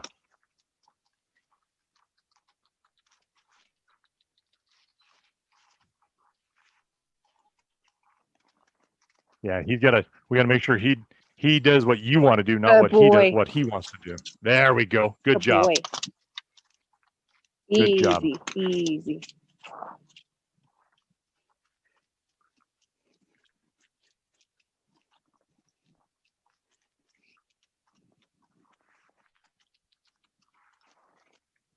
Good boy.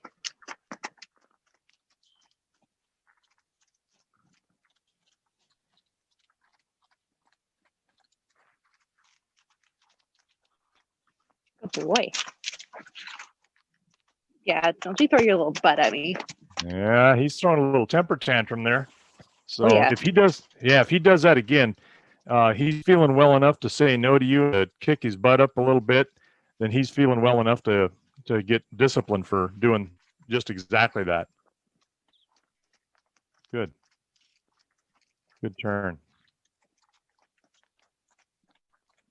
And whenever you've got enough for your film, that's good. I don't need anything more. I think he's probably warmed up well enough for what we want to do. Yeah. Whoa. Oh, good stop. I love that stop and a Good nice boy. back up. That's perfect. Nice job. Good boy. Good job.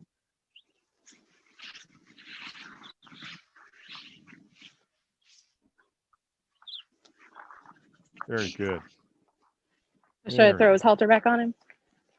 Yeah, let's throw his halter on, and then we'll get started with just grabbing that tarp and just see just how much you can get away with, how fast and how large the movements can be and how noisy they can be, and see how he takes that. He should be really good. You did a good job with him last week. He was getting better and better all the time until we quit. So we'll do this and then get him ready for. I think what we're going to do is we're going to jump forward a little bit next time too, because we want to have him. We want to start the bidding process, and of course this is all leading up to putting a saddle on him. But as long as he's really good with this tarp this time, we really want to just keep going, and that means we'll sack him with a saddle if we're able to, and we won't necessarily do that this time unless he does exceptionally well, and you can scoot over there and grab a saddle you want to throw on him, something light so that you're not having to work so hard. Saddle doesn't mean anything to him other than it's going to go Yeah, on we've his got a back. couple of like half leather, half synthetic ones that are super light. Yeah, those are super light, like those, Cordura and that kind of material is really nice for that. Yeah.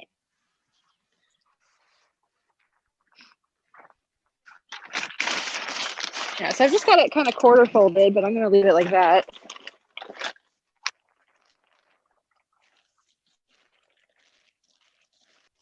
Ooh. Nice. Ooh. Good deal. Yep, looking good. He just wants to fidget a little bit because he thinks he can. Yes. Oh yeah. I went over my like head that. too. You're not the only one. Yeah, you're suffering with him, aren't you? Yeah. We're in this together.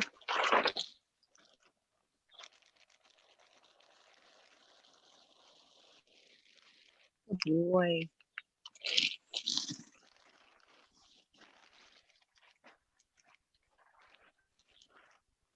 Ooh. Boy. Very good. I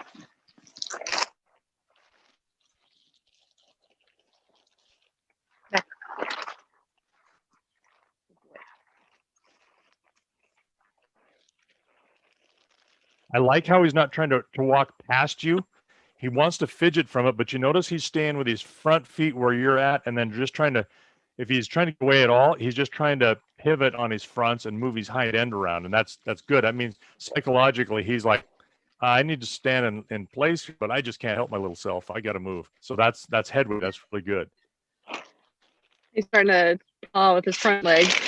Yep, a little impatient. So I would, if he's that impatient, then throw that thing down on the ground on his other side and drag it up underneath of him and put him through the paces that way. I think we might be able to quickly go and grab a light saddle and start sacking him with a saddle. Good boy. Very good. Very good. He moved a little bit more than I'd like, but that's all right. He did okay. Good job. Well, it's better than the first time when I got stuck underneath him and stepped on me. Yes.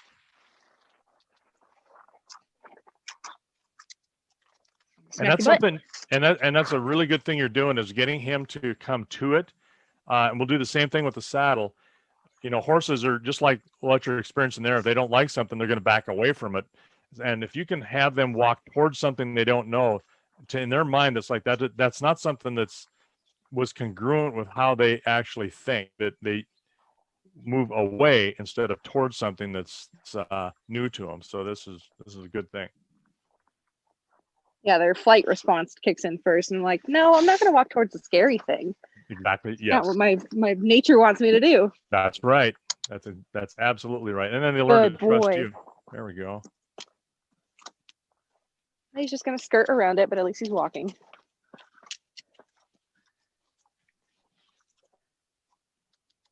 All you got to do is walk around it. Good boy. A little better.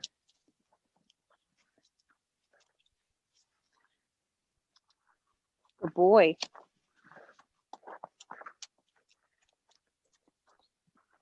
A lot more relaxed that time.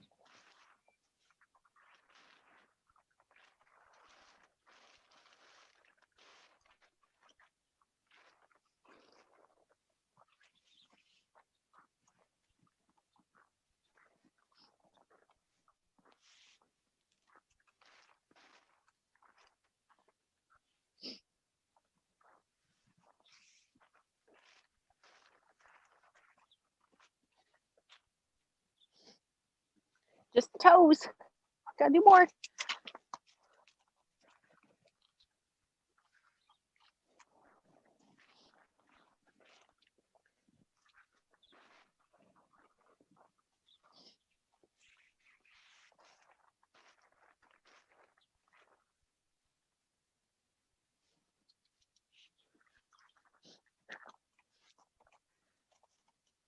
Good.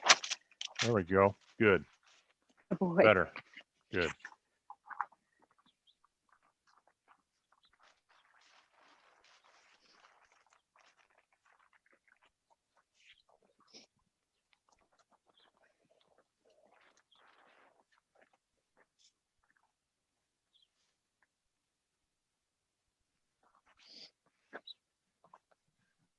Sit.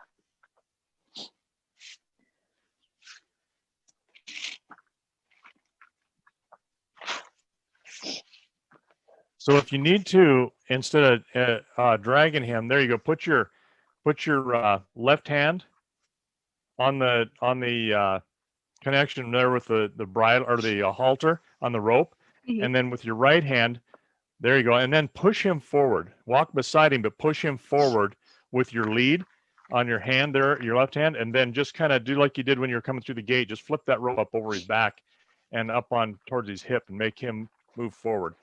There you go. He's got to, and stay beside him. Don't get in front of him, but stay beside him and watch his feet so he doesn't run over the top of you.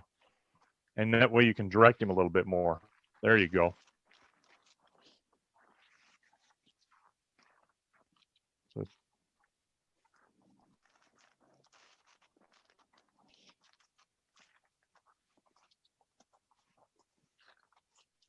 Now he's just dancing with me around it. yeah, so just take that rope and smack him on the butt. He is telling you no, and that is unacceptable.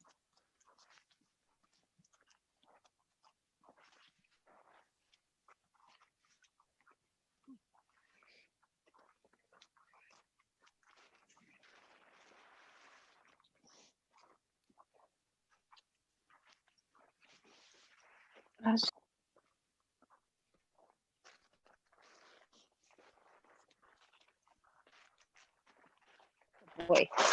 There we go. Yeah,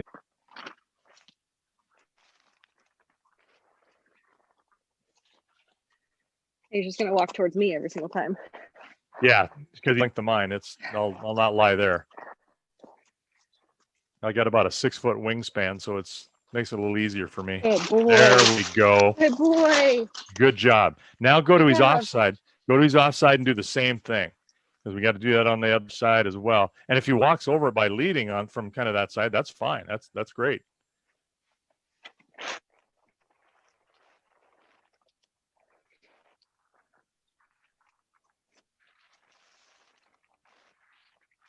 Very good. You're controlling his head. That's really good. Footing slip. There we go. Good. Very good.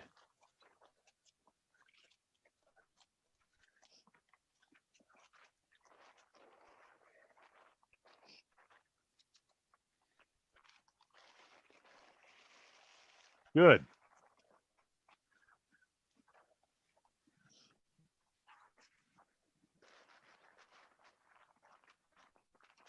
Much better. Boy. Okay. That was much more deliberate on his part. So let's go ahead and get rid of that tarp. And can you scoot over and grab a saddle reasonably quick? Yeah, let's just throw that rope over his back and let him be at one. Or there you go. Just let him be at one with the tarp, and then we can. One with the tarp. Yeah, we'll see what he Okay. does with it. My suspicion is he's just going to go over there and stand. I have a stand Well, off with it. See if we can throw that saddle up on his back a number of times, and get him kind of used to that. And the whole idea here is this has all been good prep work, and Ashley's done a great job of, sticking with him and making him do what he is supposed to do, not what he wants to do. And that's the whole point of us being able to control him a week ago. So I'll leave that. She's going to leave, so he thinks it's time for him to go. Oh, Yeah. are you leaving me? Hey, you forgot. We're going to introduce it to him. Ashley, like with that, a psychological advantage for us to be able to make him come something he's in the middle of that dry spot where the end of the tarp is, and just leave the saddle alone. Go ahead and take your tarp out of there and let him see if he'll go to that saddle, since it's new and different, and smell that on his own. Yeah. Always are. That's what we love about them, is that they're curious. Handed saddle and a left-handed holder on that saddle. And I think you're right-handed, aren't you? Yeah. Yeah, so that tells you how light that saddle is. This is really good. Yeah, pull that cinch up. Now just get that tarp out of there as well and give him a minute. See what he does.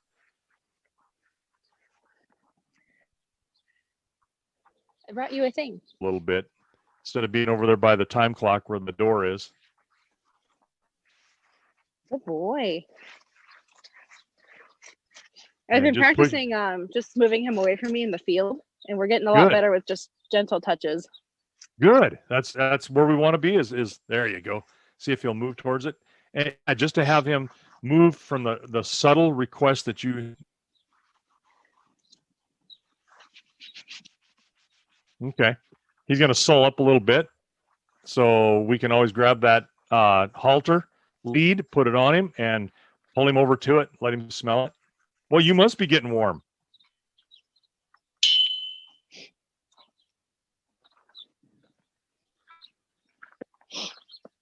That's just a little bit of a test. Yeah. There we go. Now he's going to sniff it. Good boy. I know there's one in there. I can smell him.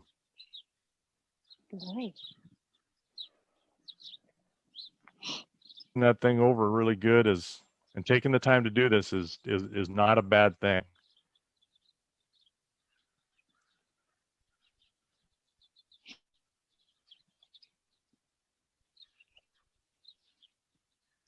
I'm sure it probably helps that it does smell like other horses. Can then he's just like, oh, this is something. It that absolutely is does. for Yep. me. Yep. And that's why I like to take a really soft Navajo blanket that's easy to move, and have had that on a horse, and then you rub that down with them so they can smell another horse, and I think it does make a big difference for them, because it's not a foreign smell by any means.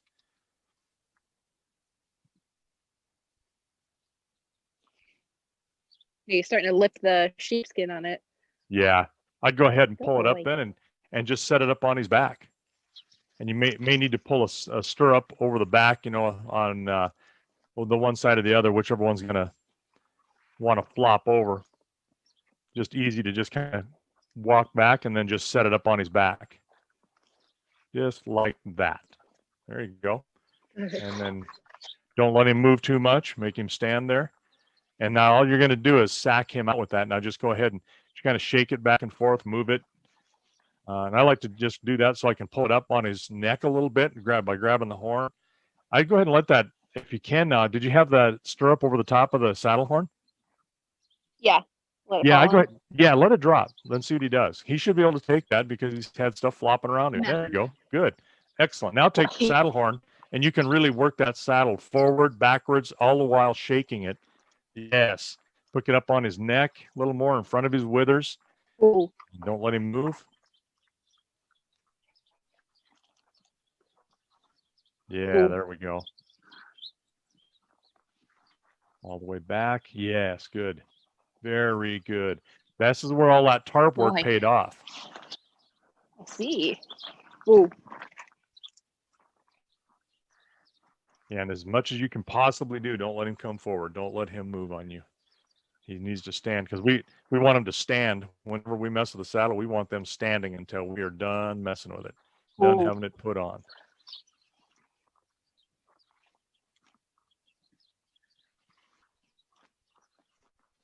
Good. Now just work it back and slide it right over his hind end and just pull it Ooh. off.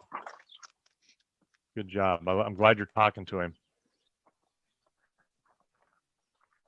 Just shake it and bring it right on back. There you go. Yeah.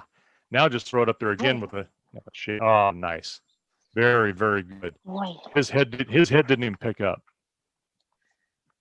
Very good. Now walk to your other side and do the same thing. And I've got kind of a once they get well acclimated to sacking them out with us, I want them to see that, hey, this thing can hit the ground beside you, can fall off you, and you're fine. Ooh. Ooh. Good boy. Good catch. Good catch and good stop. I'll do that one day. Ooh. Can't go anywhere. Yeah, initially that's not bad. We need to have the discipline that he'll do that wherever you're at. So, but no, that's not bad to cheat a little bit. On him. Yeah, Good boy. looks good. Now just grab it and let it kind of fall to the ground. Don't let it. I mean, just grab the horn and pull it towards you, and just let it fall kind of down. There we go. Yeah. Look at that. Now, from the first time, I may have. He lost interest, so go ahead and throw it back up on him. Shake it some more. I'm really liking his reaction, Ashley, a little bit, but it shows in this initial saddle work.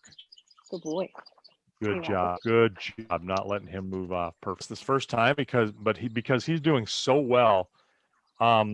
Let's go ahead. We've already prepped him once or twice. We didn't today, but he was so good about having that rope under his girth and the pressure on it. Let's go ahead and put the cinch on him, and then just tighten it up a little bit, and then we will undo his lead rope once you've got that securely on there. And of course, there's no blood making it set on his back, and then we'll turn him loose for a little bit with a reasonably loose cinch, something that's not going to really tighten down so that he doesn't get panicked that he can't breathe.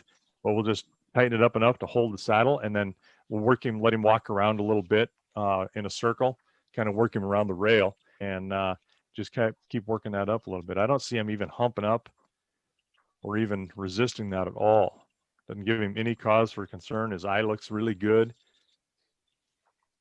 Ooh.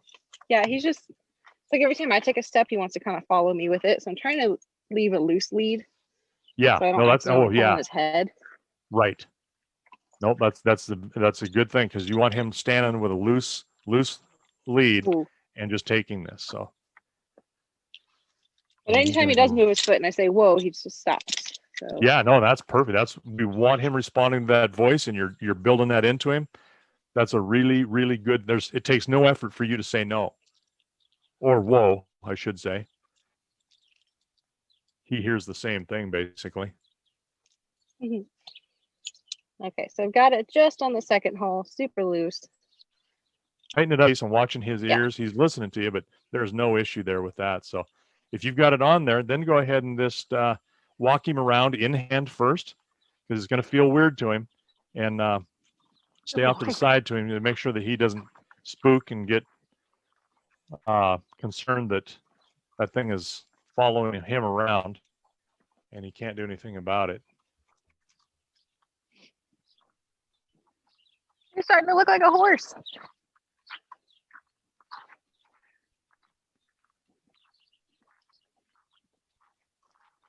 All right. Make him do a couple of tight turns in a figure 8 because it's gonna put a little bit of stress on the saddle on the girth, and you'll feel those bars on his back, the bars of the saddle. So turn him a little tight again, and then see how he does. And if you're comfortable with this, let's go ahead and turn him loose, and then just work him around in a couple of circles, just free driving him a little bit.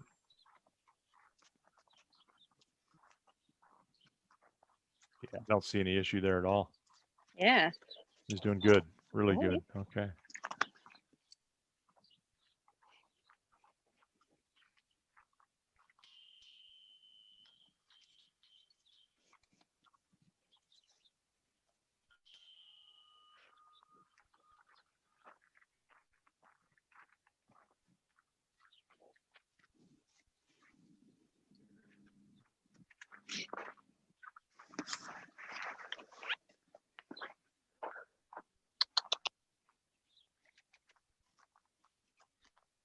Boy.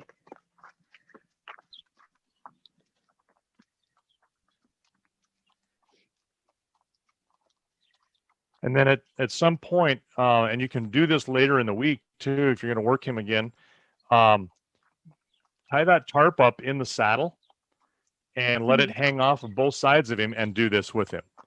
Walk him around first to make sure that he's going to be okay with it, and then let him train himself. Let him stack himself with his movement and then that tarp over the back, because we're going to have some big scary things behind him later on too.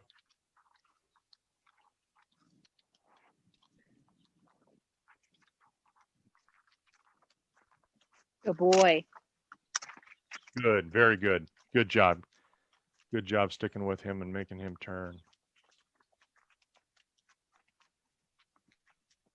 Yeah, and I don't see any indication he's even concerned the little tiniest bit. And do I hear him kicking a strip against a rail once in a while? Yeah, he's just like banging against the rail a Am I bit. hearing- Yeah, and he's done not, and he has not reacted to it. So it's that sometimes they'll spook from that, but that's not bothering him. Perfect. I'd go ahead now. You've gone around a couple of times. I'd stop him, walk up, and then just tighten that cinch up Whoa. another notch, just a little boy. bit, because he's not Okay. used to. He's gonna learn that he, puff his belly up and take a deep breath, and you'll cinch it up tight, and then he can let his breath out and gives himself a little relief. They all learn that quick. So we can over tighten him pretty darned easily because he hasn't learned that yet. They're smart. It's all about self-preservation of their comfort. He still is absolutely accepting of Yeah, everything. even pulling on it, he's just like, yeah, whatever. Good. That's very good. And it feels different when they move, but that's good. This is what we're after. Yes, I like that look. Okay, picked his head up a little. Feels it's getting a little tighter, but I don't anticipate any huge issues here. Not by his demeanor so far.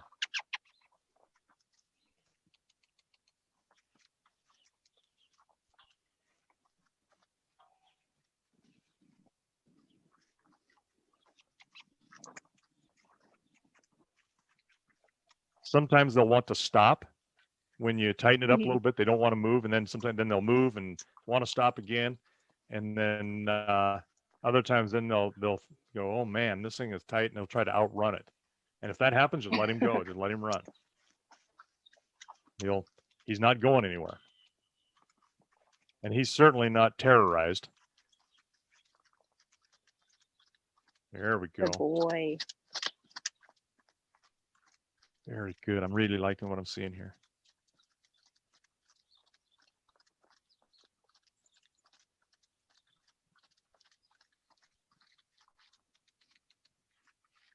Good boy. Very good. Good, good, good.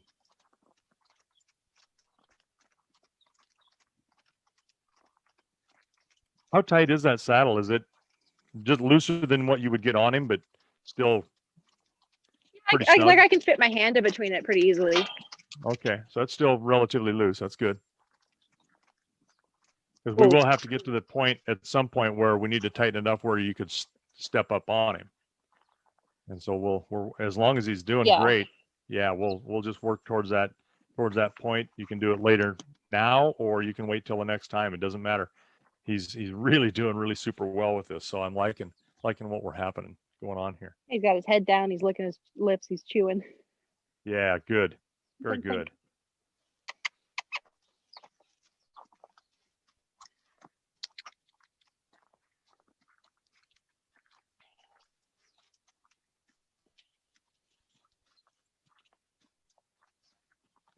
Yeah, since I've been adding salt to the ground pen the last couple weeks, the sand is nice and soft now, even though the rest of the ground's frozen. Oh, outstanding. Yeah.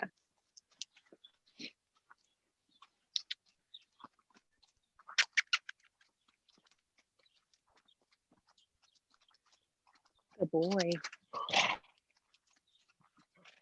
He's got such a nice trot.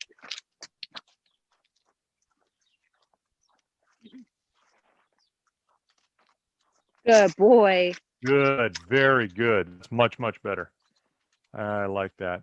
And then, yeah, Oh. work him a little bit, and then I would stop him and then tighten his Boy. cinch again. Good boy. Excellent job on this so far. Really pleased with him. You're doing a good job. That was keeping like him another calm. inch or so. Almost. little Would bit you tighter. almost feel like you could step on him? Probably not. Okay. Let's go ahead and pick it up one more then.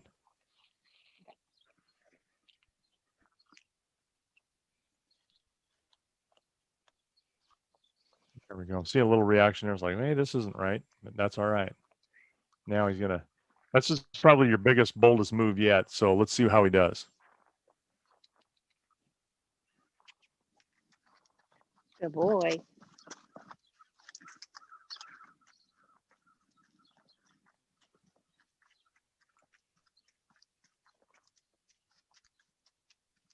He's kind of picking up on his own. Yeah. And he may scare himself, and if he does, that's okay. We'll just diminish it and let him work through it. We certainly don't want to cause him to buck. That, if he humps up a little bit, that's okay. There we go. Yeah, yep, that turning like that sharp. Oh yeah, that's good. Okay, we'll just let him get used to it. So we know we're not going to push him any further than this with the tightness of that, but now we know where we can go with it. So keep a mental note about where you're at with that cinch. Ooh. Good boy. Good job. And then, of course, if we put a saddle pad on him under this, after we've sacked him again, or even next time you may be able to do that, then we're gonna, put a little bit of a shim underneath of his back essentially, and it'll be a little tighter where it's at. But you know what? He's doing okay. We'll work up to that point. Yeah. Very good. I like we're right on the edge of him he's uncomfortable. He's not sure what's going on here and why this is, but it's just the same thing, only different. And that's kind of where we're doing when you progress like that. That's exactly what you want to do. Push their envelope a little bit without having them blow up. That's good. Good boy. Look at First that. time. Look Turn at around. Yay. Looks like you stuck the landing. Yeah. 10 points. All right. I think with that, we should probably go ahead and get the lead in, put him in hand again, and just walk him around in a tight figure eight, feel how he does. And if he's good that way, then let's go ahead and unhook the cinch and then just shake it, kind of sack it and slide it off over his, on each side and then down over his butt. And I think we'll call it a day. We've thrown a lot of stuff at him, and he's done actually pretty darn well. He's done such a good job. What a good little puppy.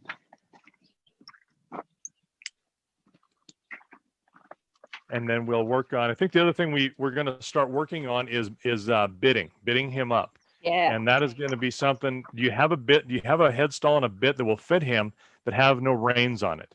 Or can you take the reins off? We do. Suzanne will be able to help me find something.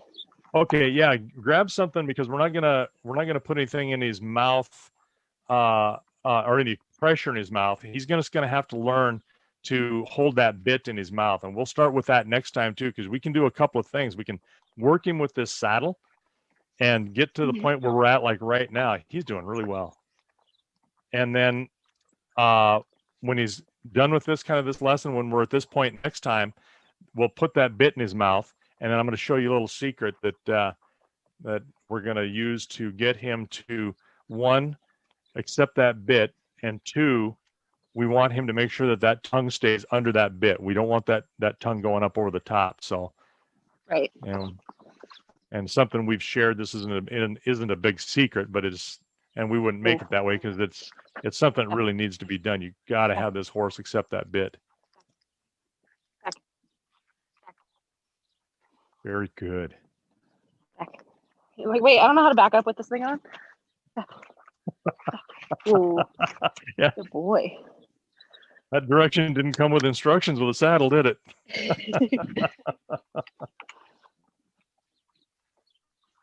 He's very and then calm. you wanted me to just Yeah, just go ahead. Like, he's super calm today. Yep, kinda this unflinching. is really good work. He's smart enough that he can get bored pretty easy and get sour, and I think we see a little bit of that. But in spite of that, we have to correct that, and we run into that little problem. We got a spoiled, petulant child, because that's what he came to you as. With his handling, we've talked about that before, and so that cannot continue with, no matter whatever you're doing. That has to stop. And so, we even though he's bored, that's tough. He needs to take that boredom and deal with it. Yeah, no like more screen time. Absolutely. And so, but you'll notice doing this is a lot to put on him and do, but it's a big progression, and he's done very, very well. And I think part of that is he's an intelligent guy. And I really didn't anticipate a big problem with him. Yeah, look at that. Very good, very good, very good. Throw that up over his back again once on each side, and let's call it a day. Just let that. Very good. Yeah, Very stirrup good. getting caught, normal. Yep. All that normal stuff. That is exactly what you train for, is normalcy. Oh. The first time or two you introduce him to it, that's one thing. You need to control it, but eventually, yeah, everything's going to be thrown over the top of him. He's going to take it like that. Good boy. Good job. Yeah, there you go. Good. Let him smell. I think a lot of people, when they train, I think they underutilize allowing them to smell and to really even put their lips on stuff to say, yeah, well, this is okay. They let them see it all right, but that sense of smell is sometimes way overlooked, and horses use that, as right behind their eyesight and their ear, their audio. They use that a lot.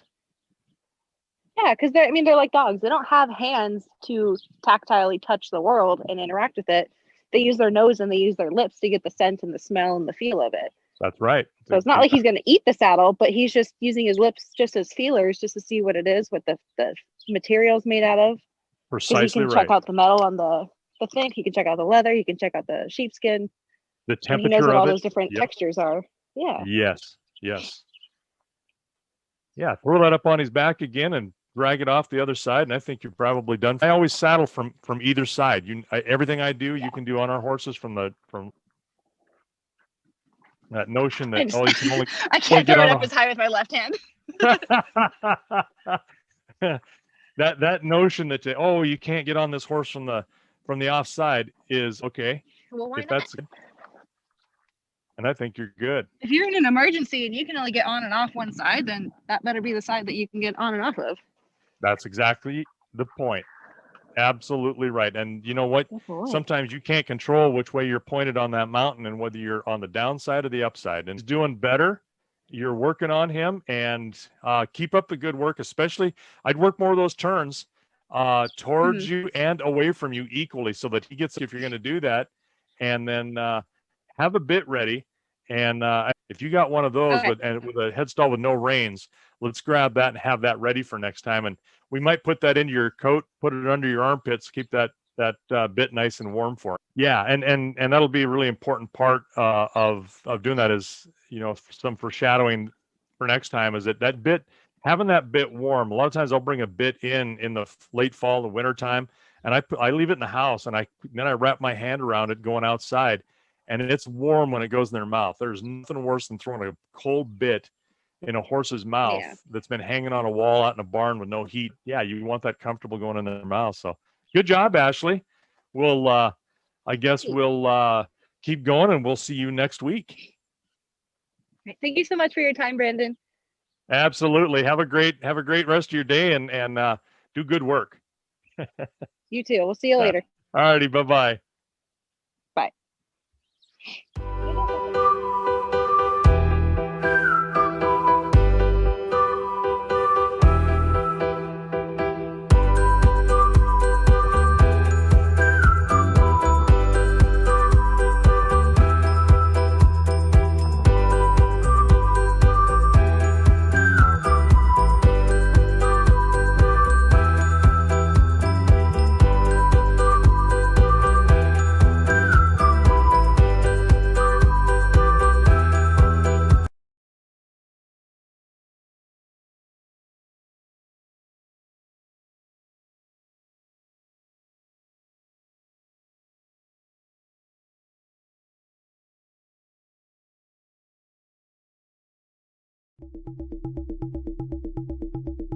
For 10 years, I lived in two completely different worlds, Israeli and Palestinian, daily going through checkpoints, never knowing what would happen or could happen on either side. All hell was breaking loose all over the West Bank. Within one day, my work became enemy territory.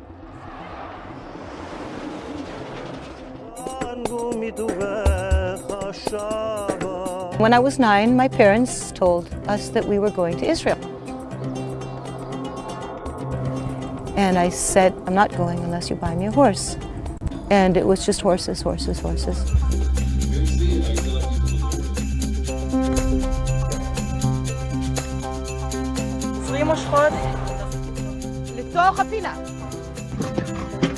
My professional life and career over the years has been fascinating and highly successful.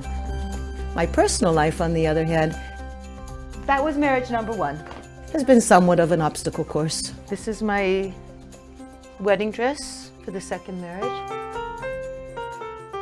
To the religious families there, especially the religious women, they never fit in.